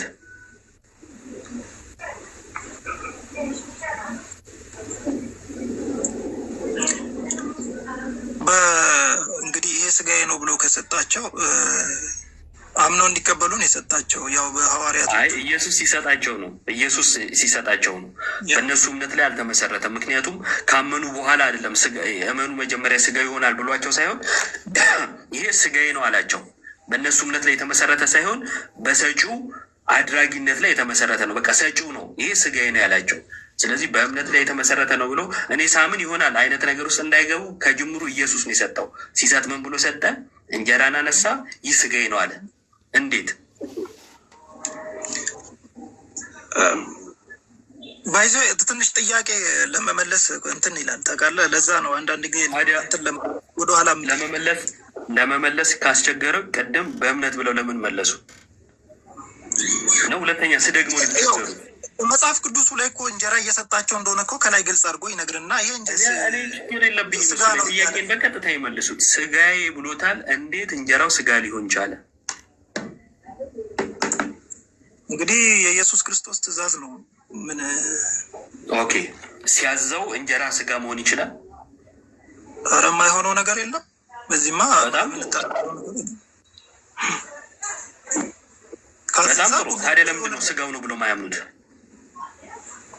እኮ እንጀራውን በቃ ሥጋው አድርጎታል ብለው ለምን አላመኑ? እኔ አሁን ሥጋው ነው ብዬ በወስድም እኮ ቅር ማይለኝ ሰው ነኝ። በነገራችን ላይ በቅርታ አይደለም። ይሄ እኮ እምነት እኮ ነው። አሁንም ግልጽ የእምነት ጉዳይ ነው። እኔ አንድ ነገር ልንገርህ። ቅድም እዛ ጋር የቃለ ሕይወት እምነት መግለጫ ላይ ለመዳናችን ምክንያት የሆነውን ማለት ለመዳናችን የተሰጠውን የኢየሱስ ክርስቶስን ሥጋ ወይና ደም የምናስብበት ነው ይላል እና ፕራክቲካሊ ሊተራሊ እኛ የኢየሱስ ክርስቶስን ሞትና እዛ ጋር የነበረውን ስቃዩን የምናስብበት ነው፣ ደሙን የምናስብበት ነው ስንል በቃ አምነንበታል እኮ በዚህ የጌታ የሚል የለም። ከመጽሐፍ ቅዱስ አምነንበታል እኮ እሺ፣ ከመጽሐፍ ቅዱስ አሁን የእምነት መግለጫውን ያወጣ ነው። በነገራችን ላይ እርሶ ከእምነት መግለጫዎት ውጪ ስለሆኑ ነው እንጂ የእምነት መግለጫዎት ልክ ስለሆነ አይደለም። የራስዎትን እምነት በራስዎት የእምነት መግለጫን ይለካ ነው እንጂ በመጽሐፍ ቅዱስ ለክተን የእምነት መግለጫዎት ልክ ነው አልተባለም። ግን እንደው አሁን መጀመሪያ ላይ አዎ ሥጋው ነው ብሎ ነበር። የእምነት መግለጫው ሲመጣ አይ አይደለም ብለው ወደ እምነት መግለጫው መጠጋት ፈልገዋል። ጥሩ፣ ችግር የለብንም። አሁን ሌላ የእምነት መግለጫ በመጽሐፍ ቅዱስ ያሳዩ። ላለመስማማት ተስማምተን ማለፍ እንችላለን። በዚህ ጉዳይ ሞር ነገሩ በደንብ ስረዳው ደግሞ መልስ ልስጥ። ምክንያቱም በደንብ እንትን ስለ አንተ የምትጠይቀኝ ጥያቄዎች አንዳንድ ጥያቄዎች ከማውቀው አንግልም ወጣ ይላሉ። አንደኛ፣ ሁለተኛ ደግሞ ትንሽ ግር ለማለትም የሚሄዱ ነገሮች ስላላቸው ስመልስልህ ልንግባባ ማንችላቸው ነገሮች ስላሉ ለሌላ ጊዜ ቀጠሮ ስጠንና በደንብ ተግባብተን መልስ ለመመለስ እሞክራለሁ። ግን እኔ ግልጽ ምነግርህ የኢየሱስ ክርስቶስ ደምና ሥጋ አምነንበት ስርዓቱን እንደምንፈጽም እንዲታወቅልኝ ፈልጋለሁ። ይሄ የኛ የክርስትና መገለጫችን ነው፣ ስርዓታችን ነው። በወር አንዴ ሁሌም የሚደረግ ነው። አሁን እኮ ችግሩ እኮ ያው ከእምነት መግለጫዎት የተጋጨ ነገር ነው የሚያነሱት። ወደ እምነት መግለጫዎት ስንመጣ ደግሞ ሊደግፉት ይፈልጋሉ። ከመጽሐፍ ቅዱስ ሲያሳዩን ሲባል ደግሞ የለም ነው ነገሩ እና አሁን ዝም ብዬ ማለት ስለማይሆን መግለጫ ያልኩት አምነንበት የምናደርገው ነው የሚለው ነገር የሚያምኑበት እኮ እሺ፣ የእምነት መግለጫ መጀመሪያ ሥጋው ነው ያሉትን ይዘን ወደ እምነት መግለጫው ስንሄድ አይ ሥጋው አይደለም የሥጋው መታሰቢያ ነው የሚለው። የሥጋው መታሰቢያ ነው የሚለው። የሥጋው መታሰቢያ ከተባለ ሥጋው አይደለም ራሱ አይታሰብማ። ለምሳሌ ፕሮፌሰርን አላስብም። በቃ ፕሮፌሰር ራሱ ፊት ቆሟል ነው የሚለው። ፕሮፌሰርን እስኪ ላስበው እላለሁ። እንዴ ምን አይነት አማርኛ ነው ይሄ? አይባልም። ስለዚህ ሥጋውን አይደለም የሚያስቡት፣ በሥጋው መታሰቢያ ነው ሥጋውን አስባለሁ እያሉ ያለ ያ ማለት ደግሞ ሥጋው አይደለም እያሉ በጣም አሁን ይህን ጉዳይ ትንሽ ለሌላ ጊዜ ቀጠሮ ልስጠውና በደንብ አድርጌ የተዘጋጅቼበት ልምጣ። ምክንያቱም የኔ አመጣጥ በመጀመሪያ ደረጃ ኢዮብ የተባለው ግለሰብ ስለ ልሳን በሚያወራበት ጊዜ ትንሽ ወደዛ ከመሄዳችን በፊት ልንገርህና ወደ ሌላ ጨርስ። አንዴ ቆይ፣ ልሳን ላይ ይቀጥላሉ። ግን ቅድም ያነሷቸው 2 ነጥቦች ስላሉ መልስ ሰጥቼ ማለፍ ስላለብኝ ነው። ካስታወሱ 2 ነጥቦች አንስተው ነበር። አንደኛ ኦርቶዶክሳውያን ኢየሱስ ጌታ ነው ሲባል ይደነግጣሉ አሉ። ሁለተኛ ነገር ደግሞ ምን ነበር ያነሱት? ሁለተኛው አጠፋችብኝ።